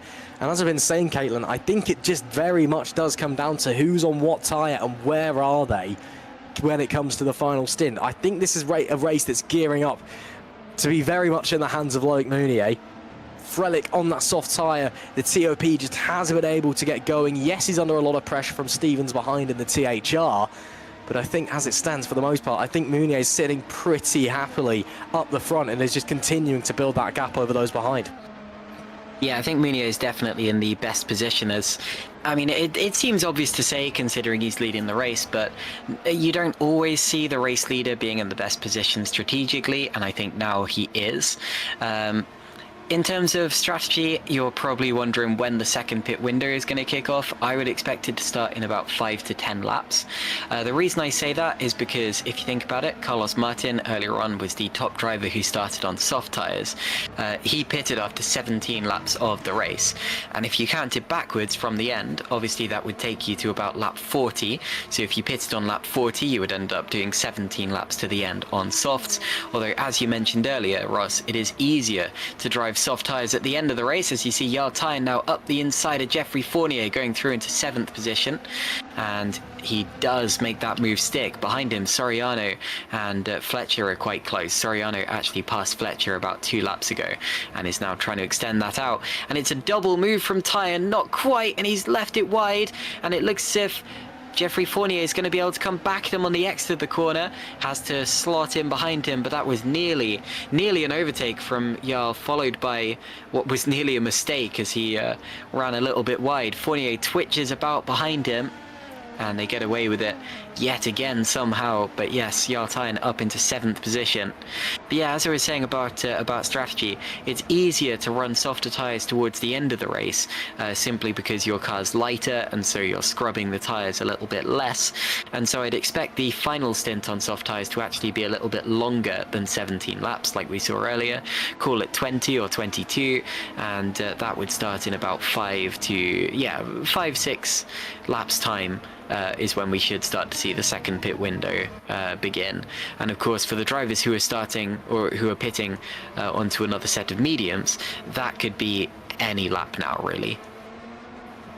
Yeah, so we should be starting to see people peeling in for the final stops very, very shortly. If not on this lap, then certainly in a handful of laps' time. As Jarl Tyne up to the inside of Javi Rose. Nice and easy, gets it done for the braking zone. Rose also has to try and break the toe to not allow Fournier through behind as well. Fournier on that soft rubber as well. Unfortunately not quite able to get through, so Rose almost loses 2 places in one corner there, as the Red Archer will try and go on the attack into turn number 4. Can't quite find it, unfortunately. He'll have to rest and go again, maybe a move into turn 8. Look at the flat spot on that front rider, Geoffrey Fournier. That thing's got to be awful to drive out there, as Maciej Młynek now looks to the inside of Lucas Murno, and Murno, little bit of a mistake on the exit, will allow the HRT through. So that's Młynek up into 13th place now. Nice stuff from a driver who's got a very dodgy engine in the back of his car, and Murno, no real answer as he ran a little bit wide. Yes, Młynek is on the softer compound of tyres, of course, but as they're beginning to get worn, that advantage will start to fade away. A really nice move though from him, up to 13th place. Into 13th place goes Maciej Młynek, as you said, one of the drivers on a worn engine, 2 races worn engine. We mentioned Jan Grankvist earlier on, running in 11th position.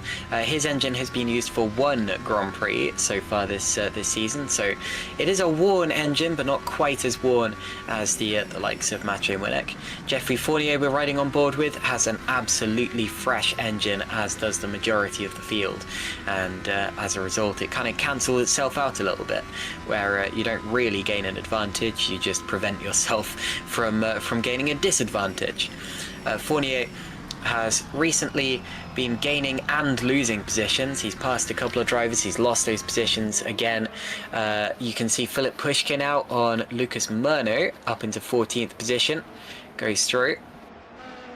Someone in the YouTube chat earlier was saying, am I seeing this right? Lucas Murno ahead of Jan Grankvist. You were indeed. Murno actually passed Grankvist on the road around about lap 12, but that was because Murno started on those soft tyres. Grankvist did not. They ended up swapping back again during the first pit window, and now you can see Murno is struggling to hold on to those points paying positions, whereas Grankvist is approaching the top 10 once again.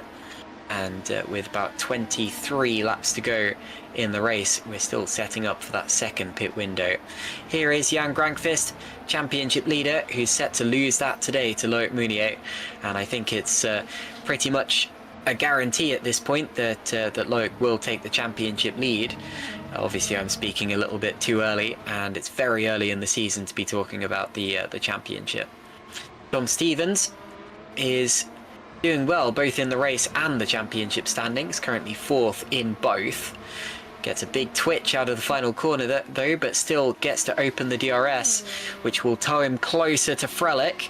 He may be using push to pass as well. These drivers do have a certain amount of push to pass that they can use and he goes up the inside. He takes a look and nearly has to budge Frelick out the way.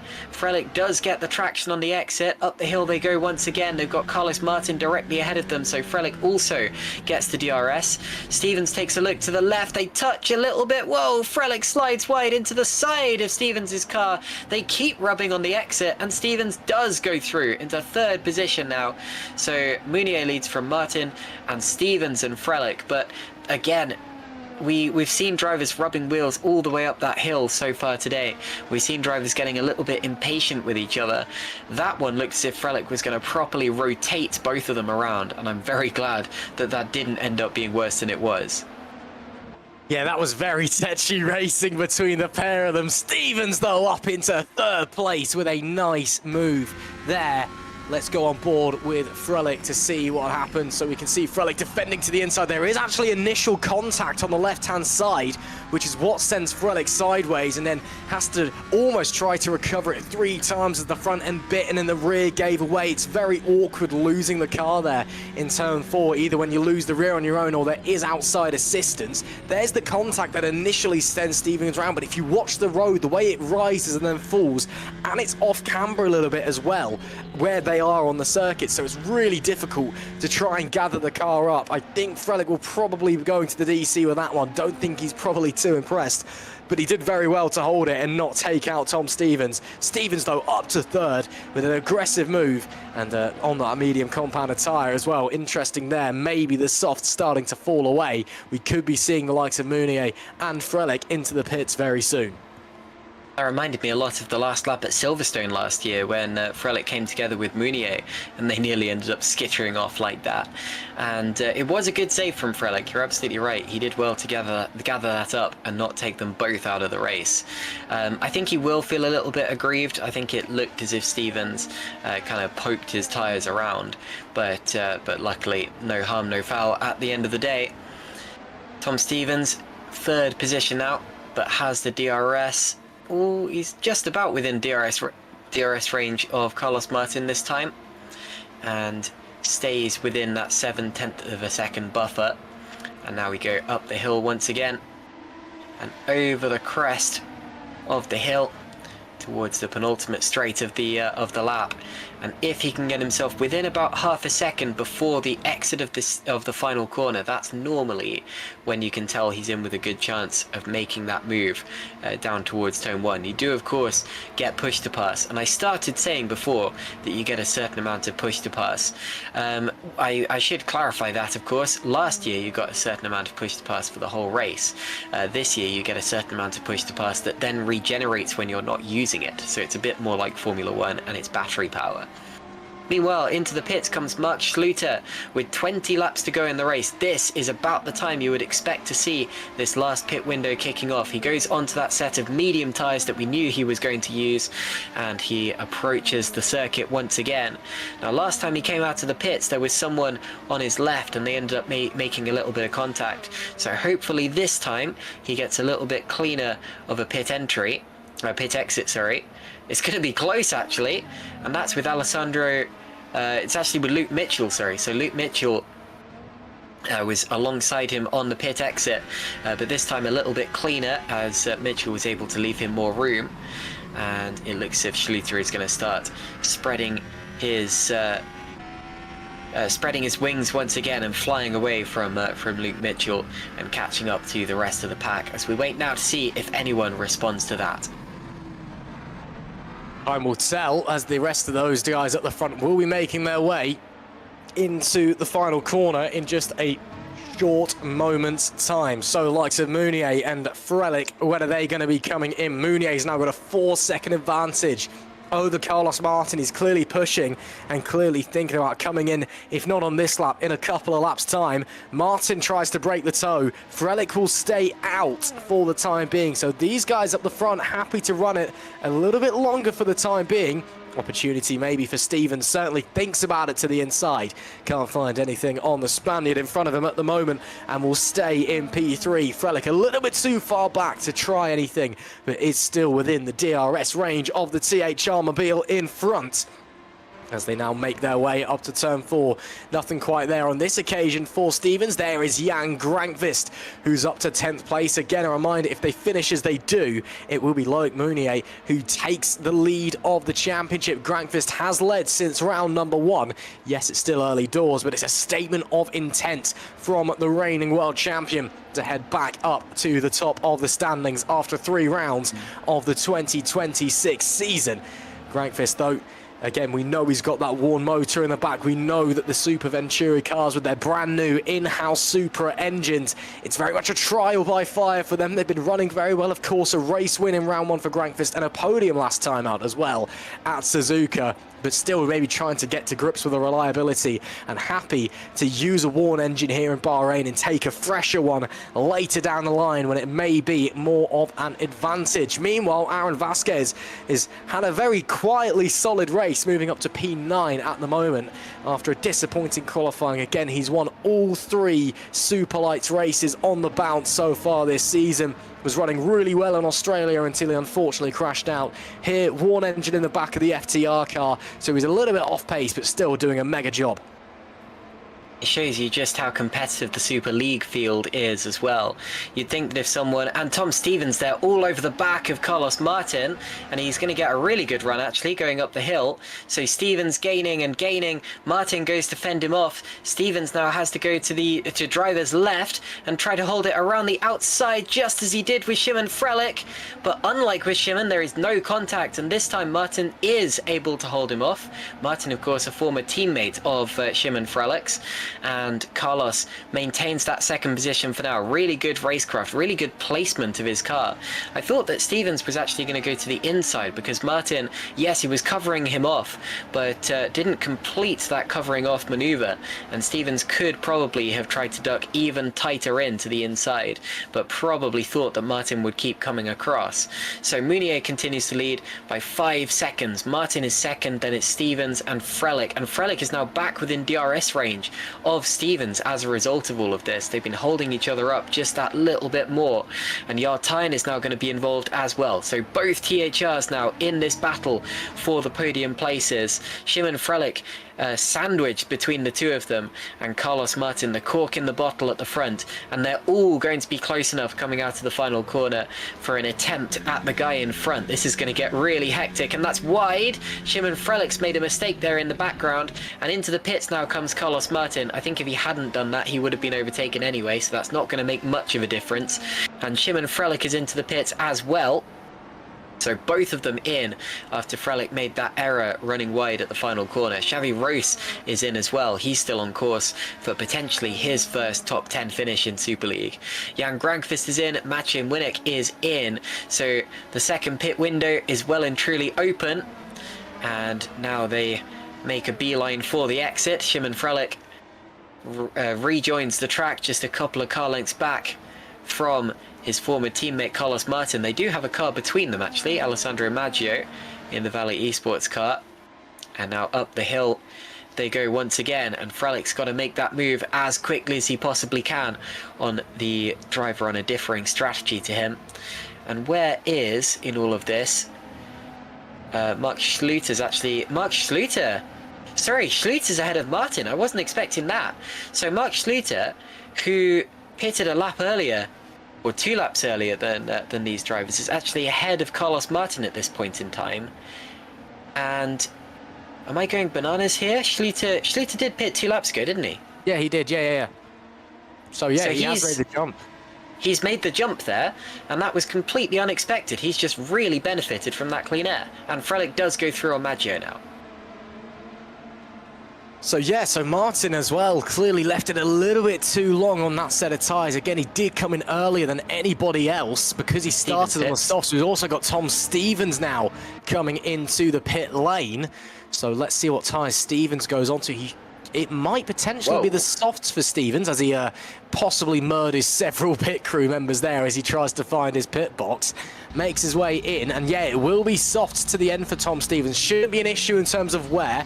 You're looking at about 16 or so laps to the end with low fuel in the car. That won't be a problem for him. Where does he come out? It's looking like, who's that stopped on the exit of pit road? That is Moritz Kropp. Yeah, very, very bizarre there. So Stevens comes out behind Martin in P6, but also behind Eris Masciuli.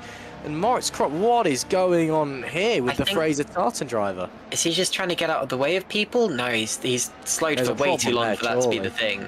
There's got to be a problem. But anyway, aside from all of that, so Schluter is now 3rd, followed by Martin. Martin's within a second of him, though. I think Martin will get him on those slightly fresher tyres and that slightly differing strategy. And here's Kropp on the exit of the pits. I found it interesting how Stevens drove through. Well, he's got the pit speed limit. The pit speed limiters come off, and then he gets on the brakes. He gets on the brakes and he goes 5th, 4th, 3rd, 2nd, 1st. He looks as if he's still planning to rejoin the race at this point, though. I don't know what's happened there. I have to admit defeat that I don't know what's happened. I think wasn't Kropp one of the drivers who started with a really low engine?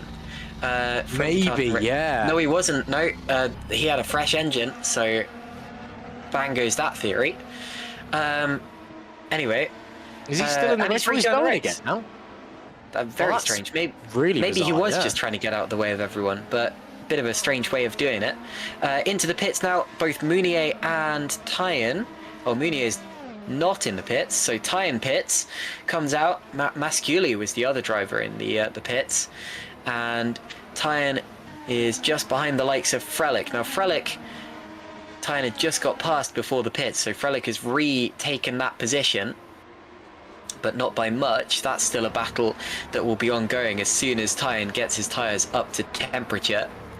Up in front, Martin has passed Schluter, so Martin has got past Mark Schluter. Mounier did also pit on that last lap, my apologies, so we missed that, but Mounier did pit and came out in the lead. So what you're seeing now is a straight race to the finish with Mounier 1st, Martin 2nd, Schluter 3rd, and then Stevens, and we're going to see another replay here. And this is the move, this is what we saw for the lead of the race. For 2nd in the race, as Martin gets it up the inside and makes the move stick on Mark Schluter. Through goes Carlos Martin. A very straightforward manoeuvre, but one that he absolutely needed to pull to stay on terms with Loic Mounier. Now, if it's possible, could we see the tyres that everybody is on? Because once again, these are going to be the tyres that they will drive to the end. Schluter is one of the oddballs here, being on the medium compounder tyre. That's because, of course, he used the softs in the middle stint. And then Sergio Fletcher is on the mediums as well.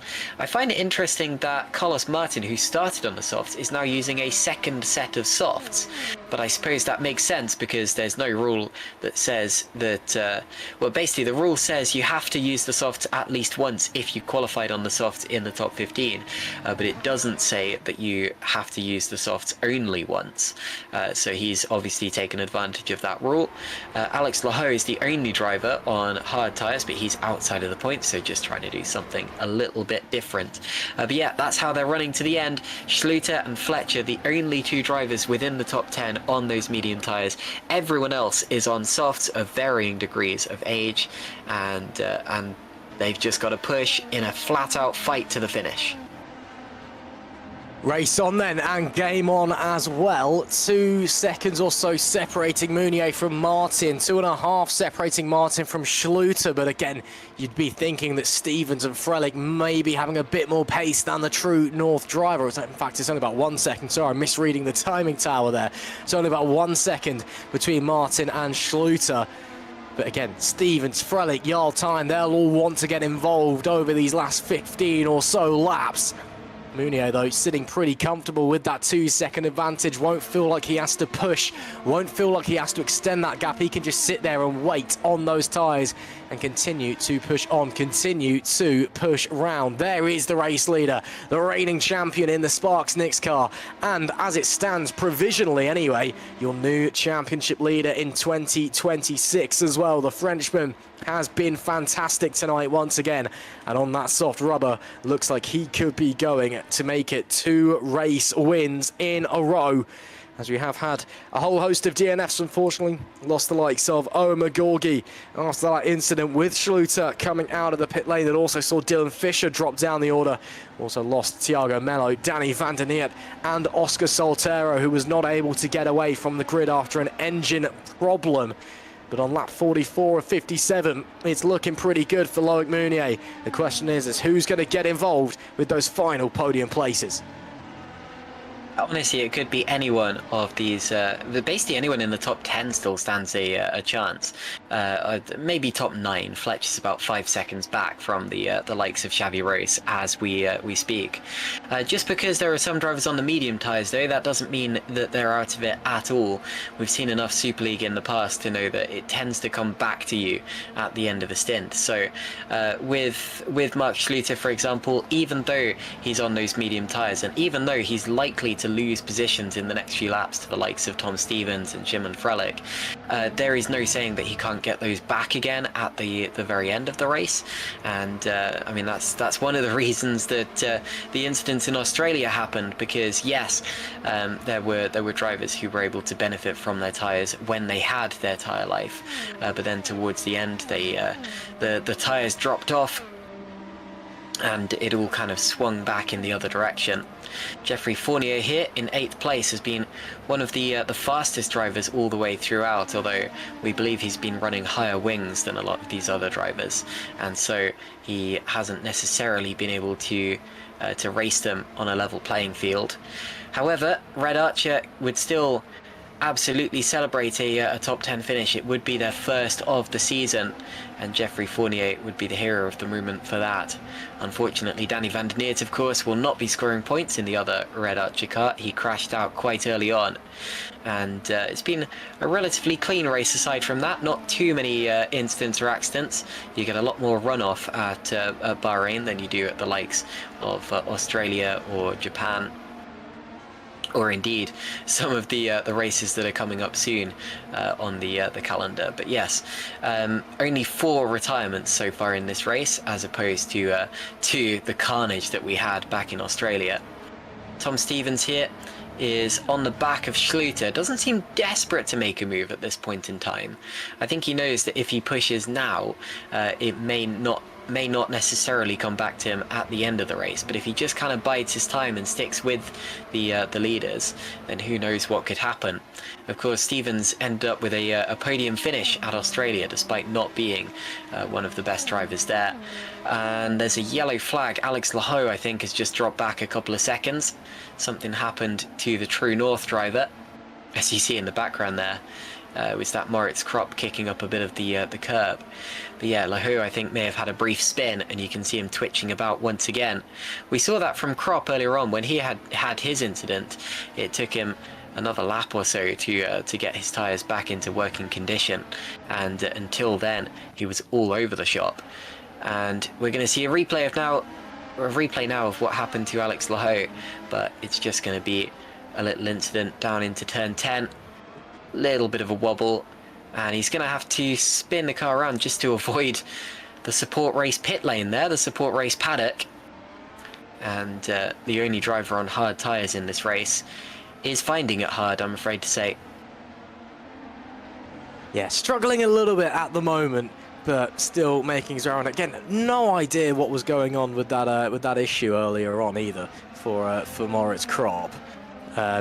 Yeah, still trying to figure. Again, it could have just been getting out of the way. He just wants to run his own race and do his thing. Again, you can see him letting another driver through there very slowly, but that was like a full-on hopping on the anchors and getting out of the way. So there may have been an issue for Moritz, but shame to see Alex struggling regardless. Again, we know that he's had to change a lot of his sim racing schedule around this year due to different situations and commitments going on in his personal life, which is why we're not seeing him on the Super League grid proper at the moment, which is a real shame because he is a mighty fine driver, of course, the 2024 Super Lights champion, and did a very good job in Super League in general last year as well. Coming up to almost 10 laps to go then, it is still Meunier. He's now got 2.5 seconds in front of Carlos Martin. Schluter is hovering and fluctuating in and out of DRS of Carlos Martin in third. Tom Stevens, though, right there with him. The THR car could be making his way into the podium positions very, very shortly. So, 10 laps to go in this Grand Prix. Tom Stevens on the back of Mark Schluter, who himself is only about 0.6 of a second behind Carlos Martin up in front. Talking of up in front, Loic Meunier continues to extend that gap, just as he did in the second stint of the race. And it's always towards the end of the races that Loic comes into his own. I've noticed that throughout his whole sim racing career, where he's not a bad qualifier by any means. He always qualifies near the front, but you rarely see him leading the race in the early stages. It's towards the end where he just stretches his legs, just kind of goes and goes and goes. And, you know, every lap he'll leak out a couple of tenths of a second, even a tenth of a second. But the gap will never shrink. There's no clawing him back. Once he's gone, he is gone. So Loic continues to lead and continues to lap very quickly indeed. And behind him, Martin, Schluter and Stevens are sizing each other up at this point in time. Frelick is a little too far back. He's out of DRS range as Krop escapes from the pits again. There was a brief yellow flag. I think that was just Krop getting out of the way. And Aaron Vasquez now is into the top 10, passing Sergio Fletcher for that position. And we see Moritz Krop emerging from the pit lane for about the 4th time today, I think. Yeah, interesting day out for Moritz Krop. Again, we might just need to find out a little bit more and figure out what is going on with the Fraser Tartan driver, because you can see they're coming out of the pit lane and just cruising along. It's not causing any danger for anybody. He's well out of the way, but I'm just a bit baffled, to be honest, whether he's just, you know, trying different things. You know, the race is gone. Again, he's not driving dangerously. There's nothing there that would say he's going to get disqualified for being a danger to the other drivers, even if he is driving well off pace. But yeah, it's just a bit bizarre, unfortunately, from the FTR driver. He'll continue around though. He is last on the road and now a lap down as well. Up the front, or in the fight for second place, should I say, Schluter could be in a bit of trouble, because look how close Tom Stevens is on the run into the final corner. He will surely have the DRS, surely dump that battery as well. Schluter will have DRS himself, which makes it a little bit more difficult for Tom Stevens, and did get a better exit than Stevens as well out of the final corner. So what looked to be a surefire opportunity, as Martin has to block the inside line, a surefire opportunity for Tom Stevens nearly turned into absolutely nothing there, but he's still there, still right with that True North car. As they start making their way up the hill on the run into turn 4. We've seen Stevens make moves here already. Does he fancy anything on this occasion? No, not quite. It's Frelick behind, caught in that THR sandwich. Maybe a little bit more concerned with Jarl time behind than trying to attack Tom Stevens in front. Yellow flags out in sector 1, gone as briefly as they, or as quickly as they arrived, should I say. Who will follow on this battle. Still no one able to make anything happen. No one able to make anything happen just yet, but Schluter gave it a good try going up towards the hill, and it's interesting to see that despite the differing strategies, they are still racy with each other, and it's not like Schluter has dropped back and then come back into it. It really hasn't seemed to be that there is much difference between the softs and the mediums at this point in the race. I believe this is what the yellow flag was for. Moritz continuing to have a little bit of a tough time running wide at turn 1 and then waiting for others to come through, actually taking a trip through the gravel on the way. I think Moritz is treating this a little bit more like a test session than anything else at this point in time, just kind of feeding back to his teammates about different tyres potentially. Well, I don't quite know what's going on as we look at him now, but yeah, certainly something going on with Moritz Krop out there today, and I think we should probably just leave him to it, because there is something going on at the front as Stevens takes another look at Schluter, and Schluter himself seems pretty eager to not really fuss about what Stevens is doing, to go after Carlos Martin, but he's going to have to worry about Stevens, because Tom's going to the driver's left, to the outside of the corner at the top of the hill, and the curb, oh, it tightens there. It tightens, but Stevens has found the gap, and he's still on the outside line, still on driver's left, has the inside now as they go down the hill, and a really well thought out move, but he's going to have to turn in at some point. Oh, they lean on each other, and that was fantastic racecraft for one of the best racers in the grid, Tom Stevens, who's made the move stick despite several instances of contact, despite Schluter giving him basically no room. Really good racecraft there from Tom Stevens, and those two know each other well. They've been racing for race victories and for points for a good few seasons now. So Stevens is up to third, followed by Schluter, and then Frelick and Tyen are still in close attendance behind them. And could we be seeing the first Tom Stevens podium of the year? I think it's looking very likely at this point in time. He could be, and he could be making up one more place as well if he's got the pace to catch up to the back of Carlos Martin as well. We'll wait and see. But as the rest of the drivers make their way over the start-finish line in this train, and it could be interesting, but yeah, nice move there from Tom Stevens to get up into the podium places anyway. Let's see what the likes of Schluter, can he respond? Can Frelick try and work his way through? Can Tyen try and follow through as well? Of course, Frelick, no assistance from his teammate Omar Gorgi, taken out of the race about middle distance during the pit stops after coming together in what to me was a racing incident with Mark Schluter. Maybe Schluter could have backed off a little bit, but one that certainly will be going to the stewards post-race.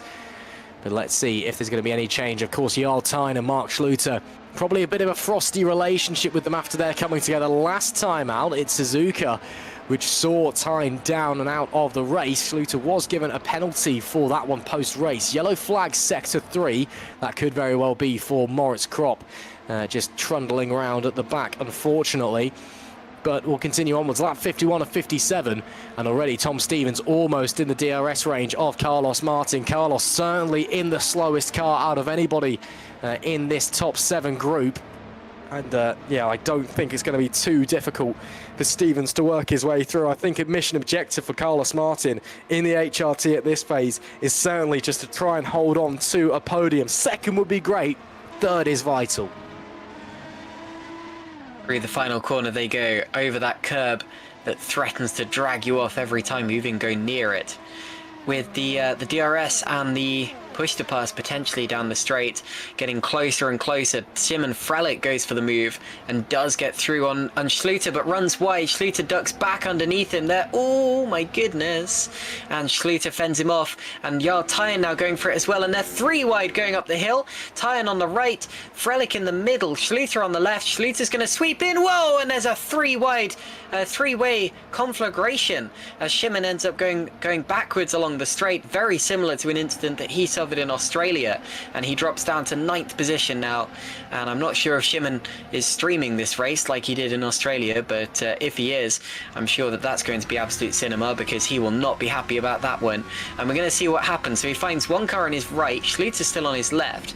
Now at this point Schluter's got a full car's width ahead of him, and I don't see what Schluter has done wrong there, if anything. I think he's covered off the line pretty nicely. You can see there's no more overlap at that point, so Schluter has the right to the corner.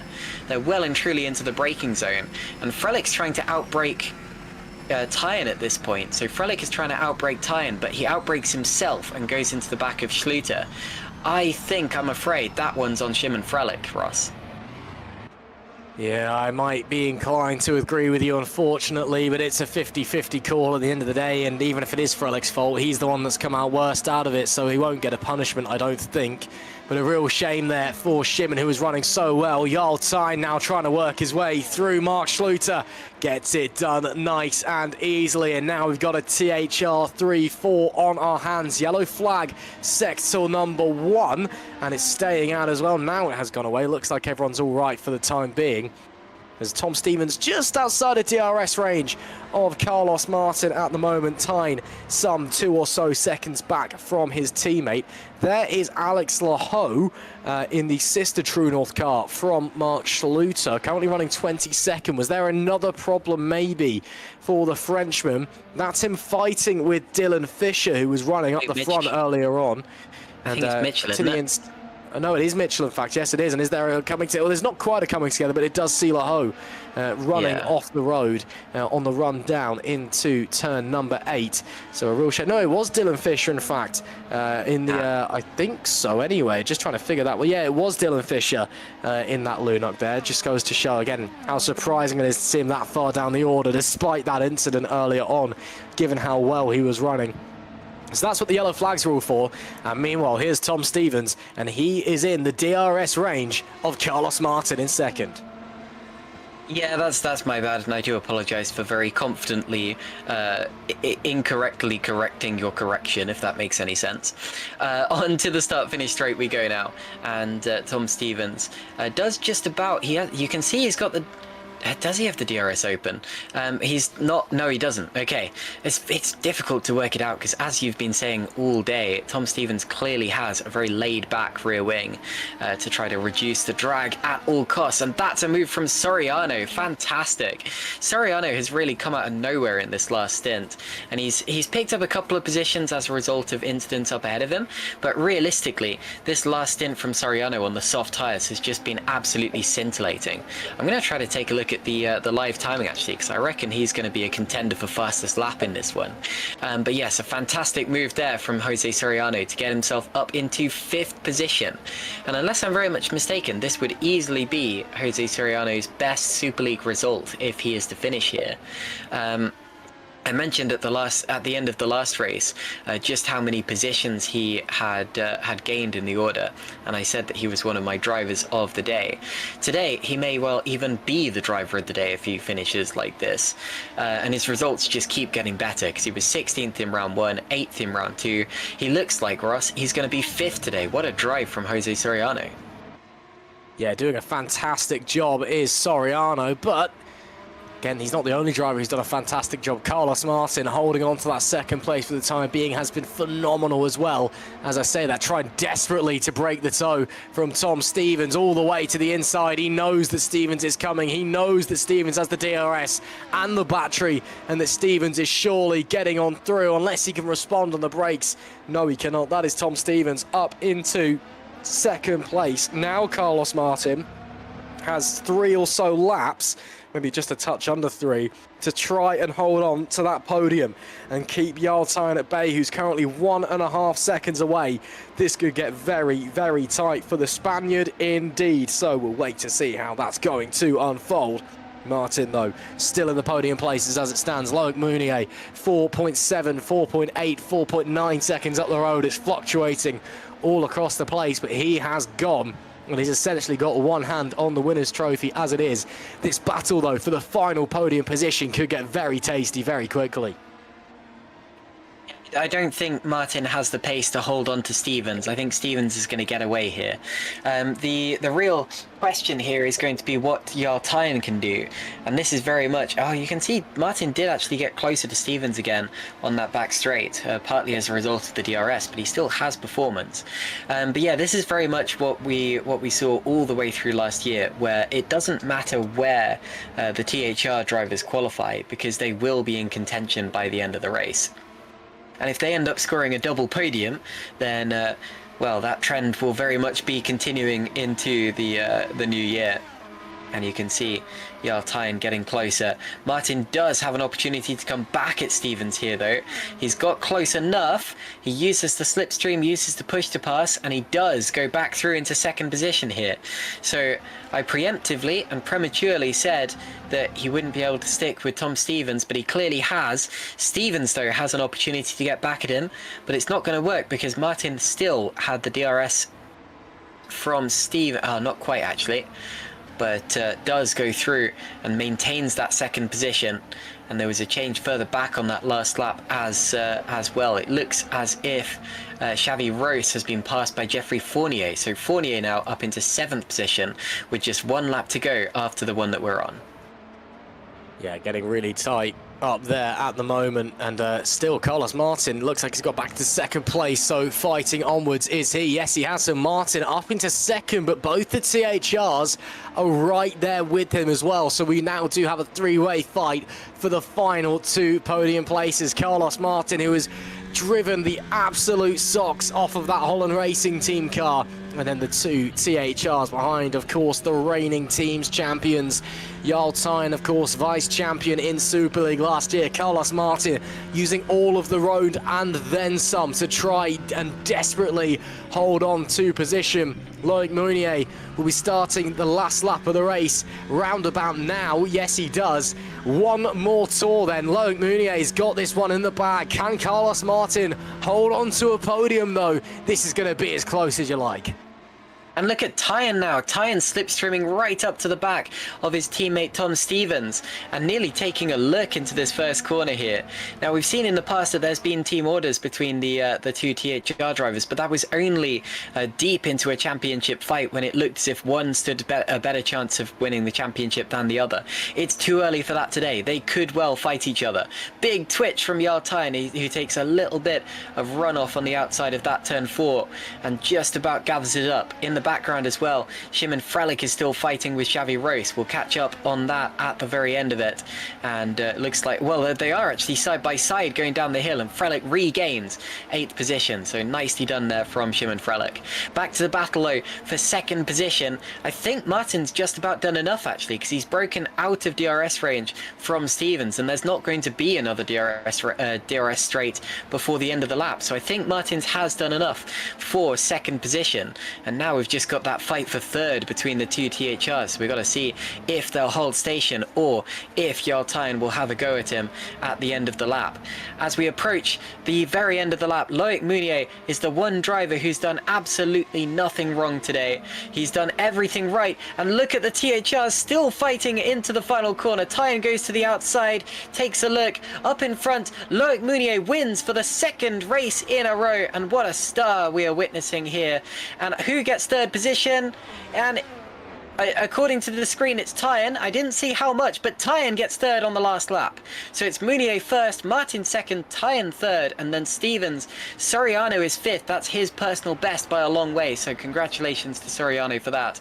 Mark Schluter, a really good drive for P6 there. That's True North's 2nd top 10 finish in a row. And then it's Jeffrey Fournier, Shimon Frelick, Aaron Vasquez, good drive from the reserve driver Aaron Vasquez there, and then Xavi Rose in 10th position.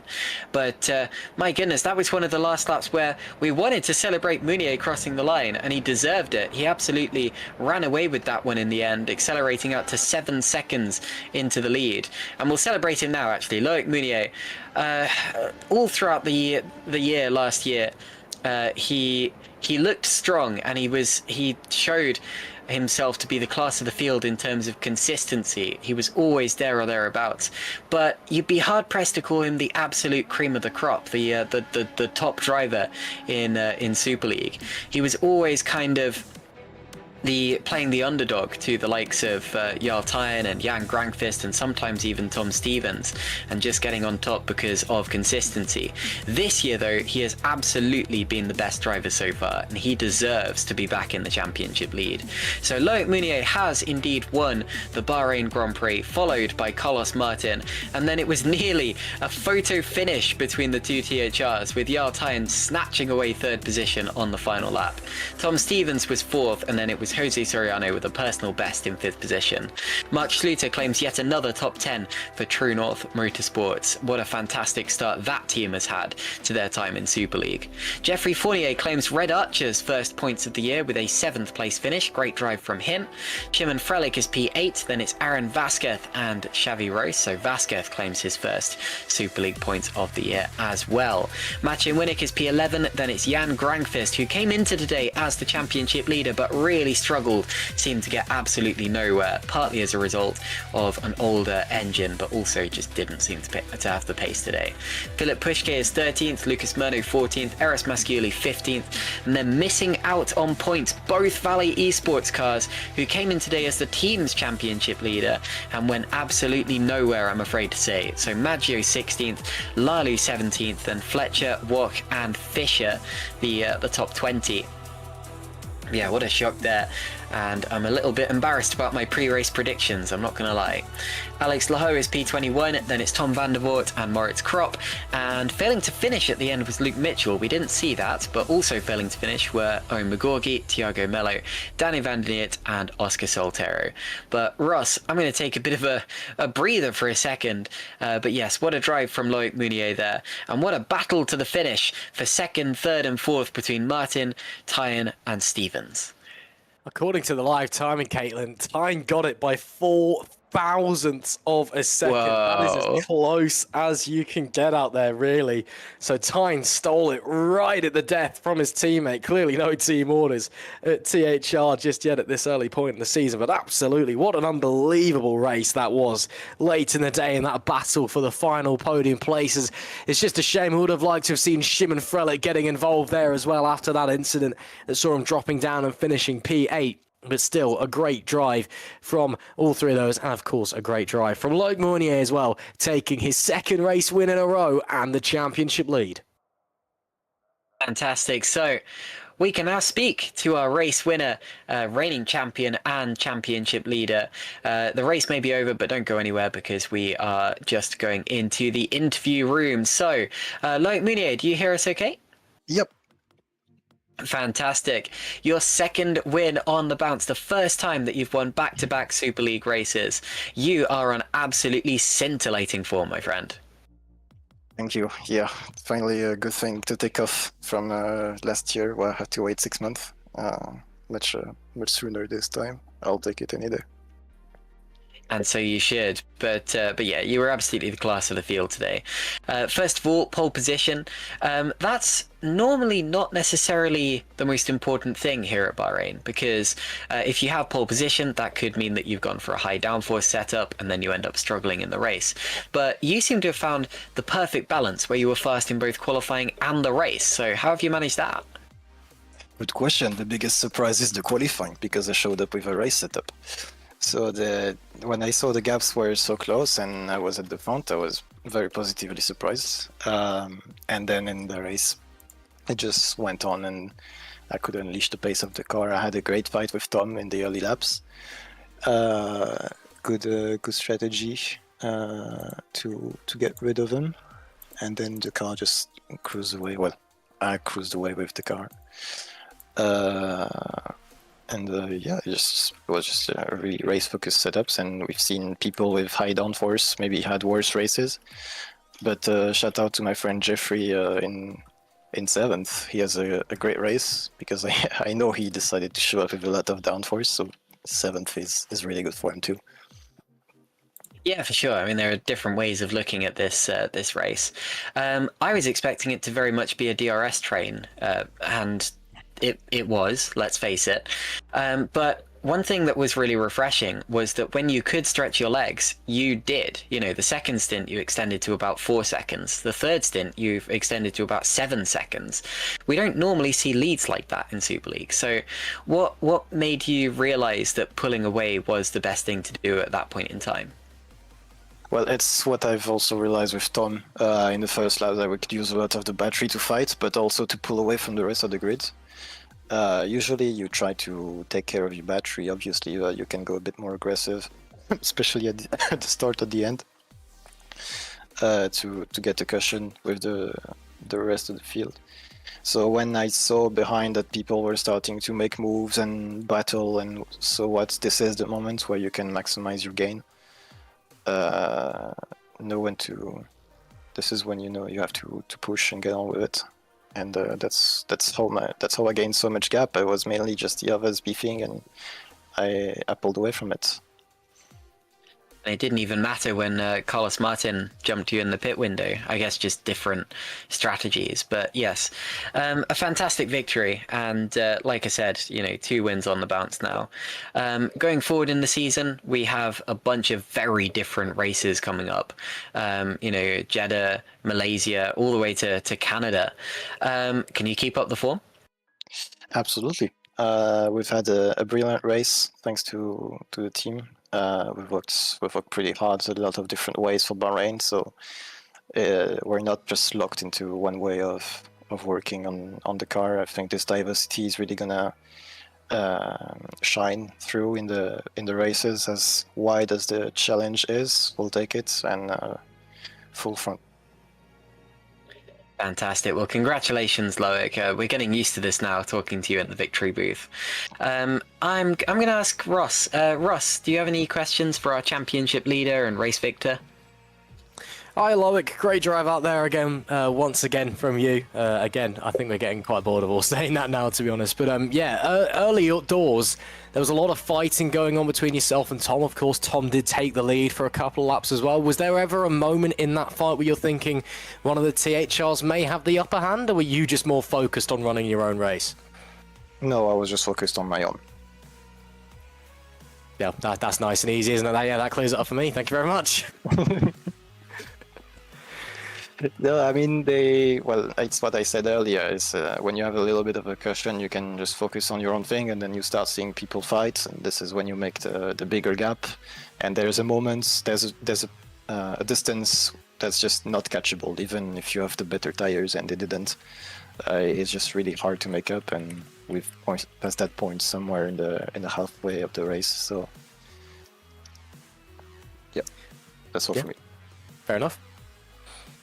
Fantastic. Thank you very much for speaking to us, Loic, and again, congratulations. Thank you, guys. All right, then, we're going to continue our tradition of doing the podium in order, because we do also have Carlos Martin. Carlos, hello. Hello. Wow, you sound extremely distant, Carlos. Can you hear us okay? Yes, I will try to. Is it this better? That's okay. We can hear you now. That's good. Okay. Yeah, Carlos, a very competitive race there, but a very interesting one, because you went for a very different strategy to everyone else, starting on those softs. No one else did that. So what was the thinking today? I mean, if I start on medium, I finish the same position as I was starting. I had confidence in my pace, and I just decided to gamble the race. I felt like we did a pretty big step forward with the setup, but being sick today, it was not ideal. It was very hard to focus in quali and to put a lap together. But I was pretty far off from my PB in quali, but we managed to gain some positions at the start, not without fighting, and it was mostly managing battery strategy, because after I got to P3 in the first stint, I was like super low on battery, and I decided, yeah, well, I can do more overtakes and I can go for P1, but I will pit the first one, and I will need to overtake the traffic later, so I need battery available. So I started to harvest like crazy. And the last stint I just played a bit with Mark, because I was again in a situation with quite low battery, and I decided, okay, I'm just gonna slow down. I'm gonna fill up the battery, because if people are using my DRS, they're gonna fill the battery anyway. So I saw Mark struggling a bit, so I used him as a blockade as our move to the United States, and once Tom overtook him, I said, okay, time to go. And yeah, well, finished P2, I don't know really how. Fair enough. Well, I mean, it worked out for you in the end, whatever you did. I want to correct myself very quickly. Obviously, you weren't the only driver who started the race on the soft tires, but you were the only driver from your kind of segment of the grid who did it, and so it made it feel quite unique. But yeah, you mentioned you were sick today. We didn't know about that. How are you feeling now, and are you okay? I for sure lost some kilos, but I'm finishing P2. You're always happy, so I'm okay now. Fair enough, fair enough. Well, thank you very much. Yeah, no, I hope you feel better soon. And to be honest, congratulations for doing so well. Well done for doing so well, despite all of that. And it was quite a race too. You were swapping positions with people. You had to fight with people, being off strategy with them. And there was some quite intense racecraft there. There was one incident that springs to mind, which was with Mark Schluter earlier on in the race, where you were banging wheels all the way up the hill and then got a little bit of a punt up the rear for good measure. How was the racing today, and did you pick up any damage from any of that? No, I didn't pick any damage, but well, some drivers, when you are side by side in the race and you have an overlap, they move in the straight. I really don't understand why, and I basically said to, I think it was Sergio, that whoever tries to move in the straight when I'm side by side, I don't care. I'm gonna keep my wheel straight, and if we crash and we DNF both, I'm gonna establish this as a standard for all the league. Whoever comes close to me, I will give you the space, and I expect the same. And if not, I'm down to crash and DNF both. I literally don't care too much. And yeah, well, I think when we went side by side through turn 6 and 7, it was close. But I don't know. I think it was all good. But let's see. If Mark is not happy, he feel free to message me and maybe we can have a look together.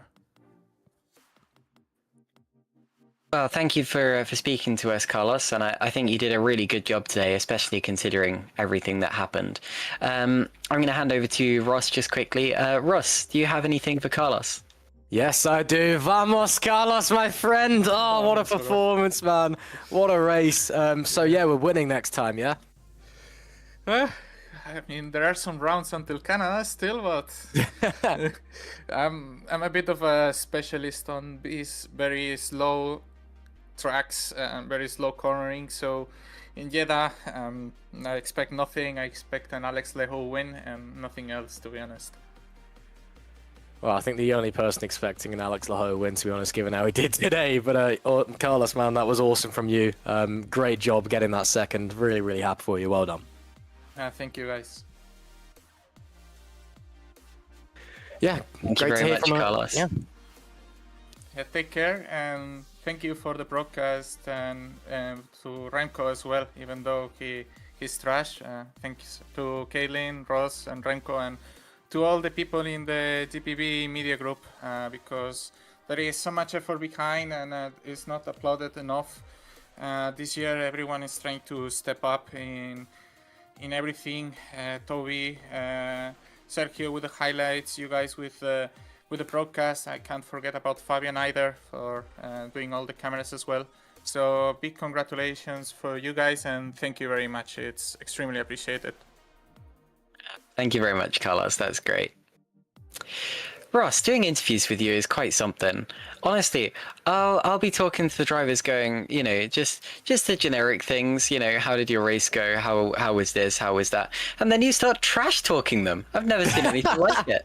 It's only Anyway. Alex. I've got a history of bullying Alex, and he's okay with it. So. And Carlos and everyone No, else. I'm nice to Carl. I'm nice to everyone else. It's just Alex. Fair enough, fair enough.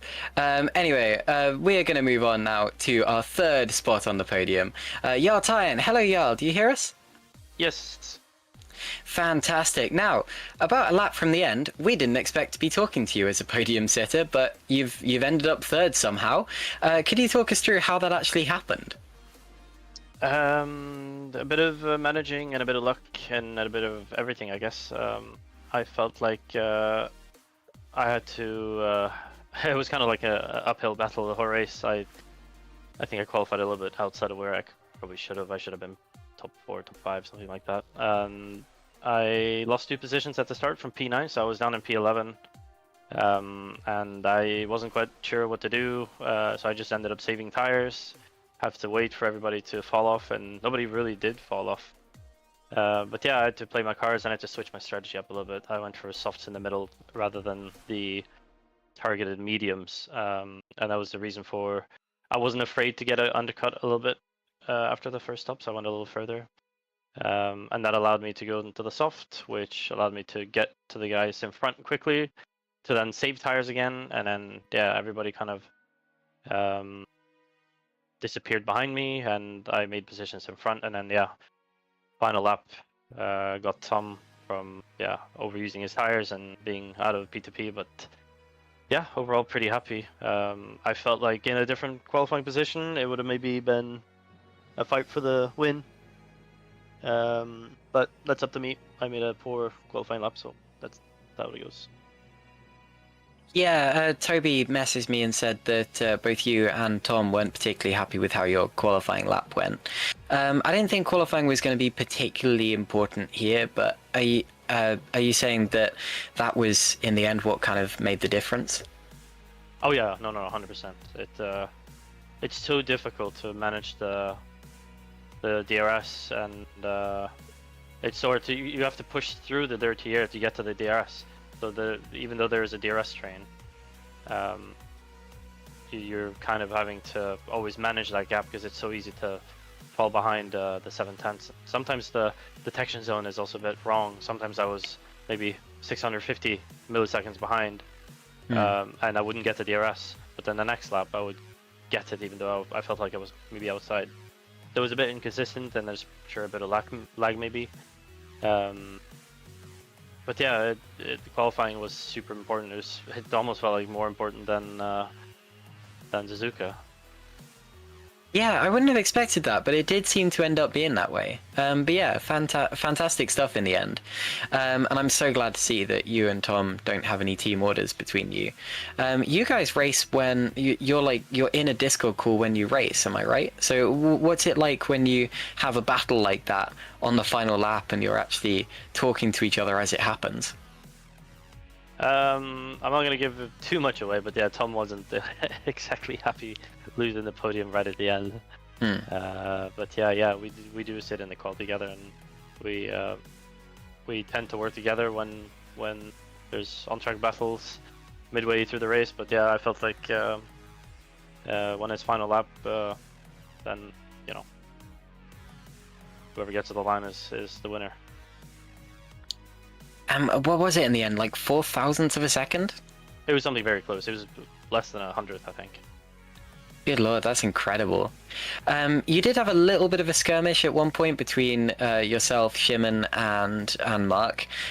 Just talk us through a little bit about that. Did you pick up any damage? Did you see kind of who triggered that? Yeah, there was actually 2 scary moments. The first one was when I passed, I believe it was Xavi Ross and Jeff Fournier, and then when Fournier wanted to go through on Xavi again, he outbraked himself, so I had to let go of the brakes to avoid him hitting my rear end, which made me, miss the apex and stuff, but obviously it prevented me getting taken out for the 3rd race in a row. And then, the battle with Shimon and Schluter was all on Simon. I think he outbraked himself and hit Schluter, which spun kind of into me. I am very lucky to not get terminal damage there, because I've seen some weird contacts losing wheels and stuff exactly in the same point I was hit. So I think I was lucky to not retire for the 3rd race in a row. But yeah, I pretty happy overall. Yeah, and so you should be. Obviously, you did manage to scrape it to the end in Australia, and the points that you got from that have catapulted you up a little bit now. But yeah, it's good to see you back where I'm sure you feel you belong, which is right at the pointy end of the field. Before you go, Ross, do you have anything for Jarl? Oh yeah, bit of a better outcome for you than last time out, shall we say? But yeah, obviously getting the podium really tight at the end. Clearly, no team orders between you guys at THR. Is that going to be maybe a little bit of a problem down the line, or is it just early doors in the season? You guys are free to race. You just happen to get the better of Tom right at the end of the day. I think a bit more discussions for the future races to plan ahead. I think the last lap there was more a bit unplanned, I guess you could say. He felt like he wasn't prepared for my move, which is fine. I understand he's unhappy with it. Yeah, I don't think it's gonna be a problem. I think we're gonna probably race just like we did today, but maybe more aware of what's gonna happen. But yeah, we tend to have good races together. Thank you very much, Yao, and yeah, thank you for talking to us. Thank you, guys. All right then. So we've spoken to the podium finishers. There are a few people in the interview room still. I have to admit, and this is mainly me explaining this to you, Ross, and to Remco. I reached out to the person that I would have interviewed next, and they said that they didn't want an interview, which doesn't make sense because they're in the interview room. So that's a bit weird. But anyway, that's okay. With that being said, I think we're going to end the broadcast there. So thank you all very much for watching today. I hope you enjoyed this one as much as we always do. Last lap drama. It was entertaining from the first lap right up until the end. And if you thought this one was interesting, then you just got to wait 2 weeks' time for the Saudi Arabian Grand Prix, and that one is always absolute chaos. In the meantime, of course, we have all of the other categories. We have Academy, Formula Sprint 2, Formula Sprint 1, Super Lights, and Super League. Of course, will be in that 2 weeks' time slot, as I said. So you've just got to wait for that to happen. Keep your eyes out on the GPWC YouTube channel, and then make sure that you're the first person to click on it every time it comes up in your subscriptions feed to see all of the GPWC action that we can bring your way.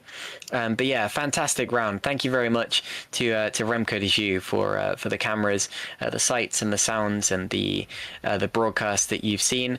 Thank you to everyone who we just interviewed. Thank you to all of you guys for jumping into the YouTube chat and for keeping us company the whole way through. I noticed plenty of familiar faces in the YouTube chat who I didn't have time to say hello to, but plenty of drivers, past and present, and casual fans as well. And also thank you to you, Russ, for joining me throughout the course of the day. At the end of all of that, though, unfortunately, we do have to wrap things up. But please make sure that you keep an eye on the GPWC YouTube channel, and we will see you very soon. Good night.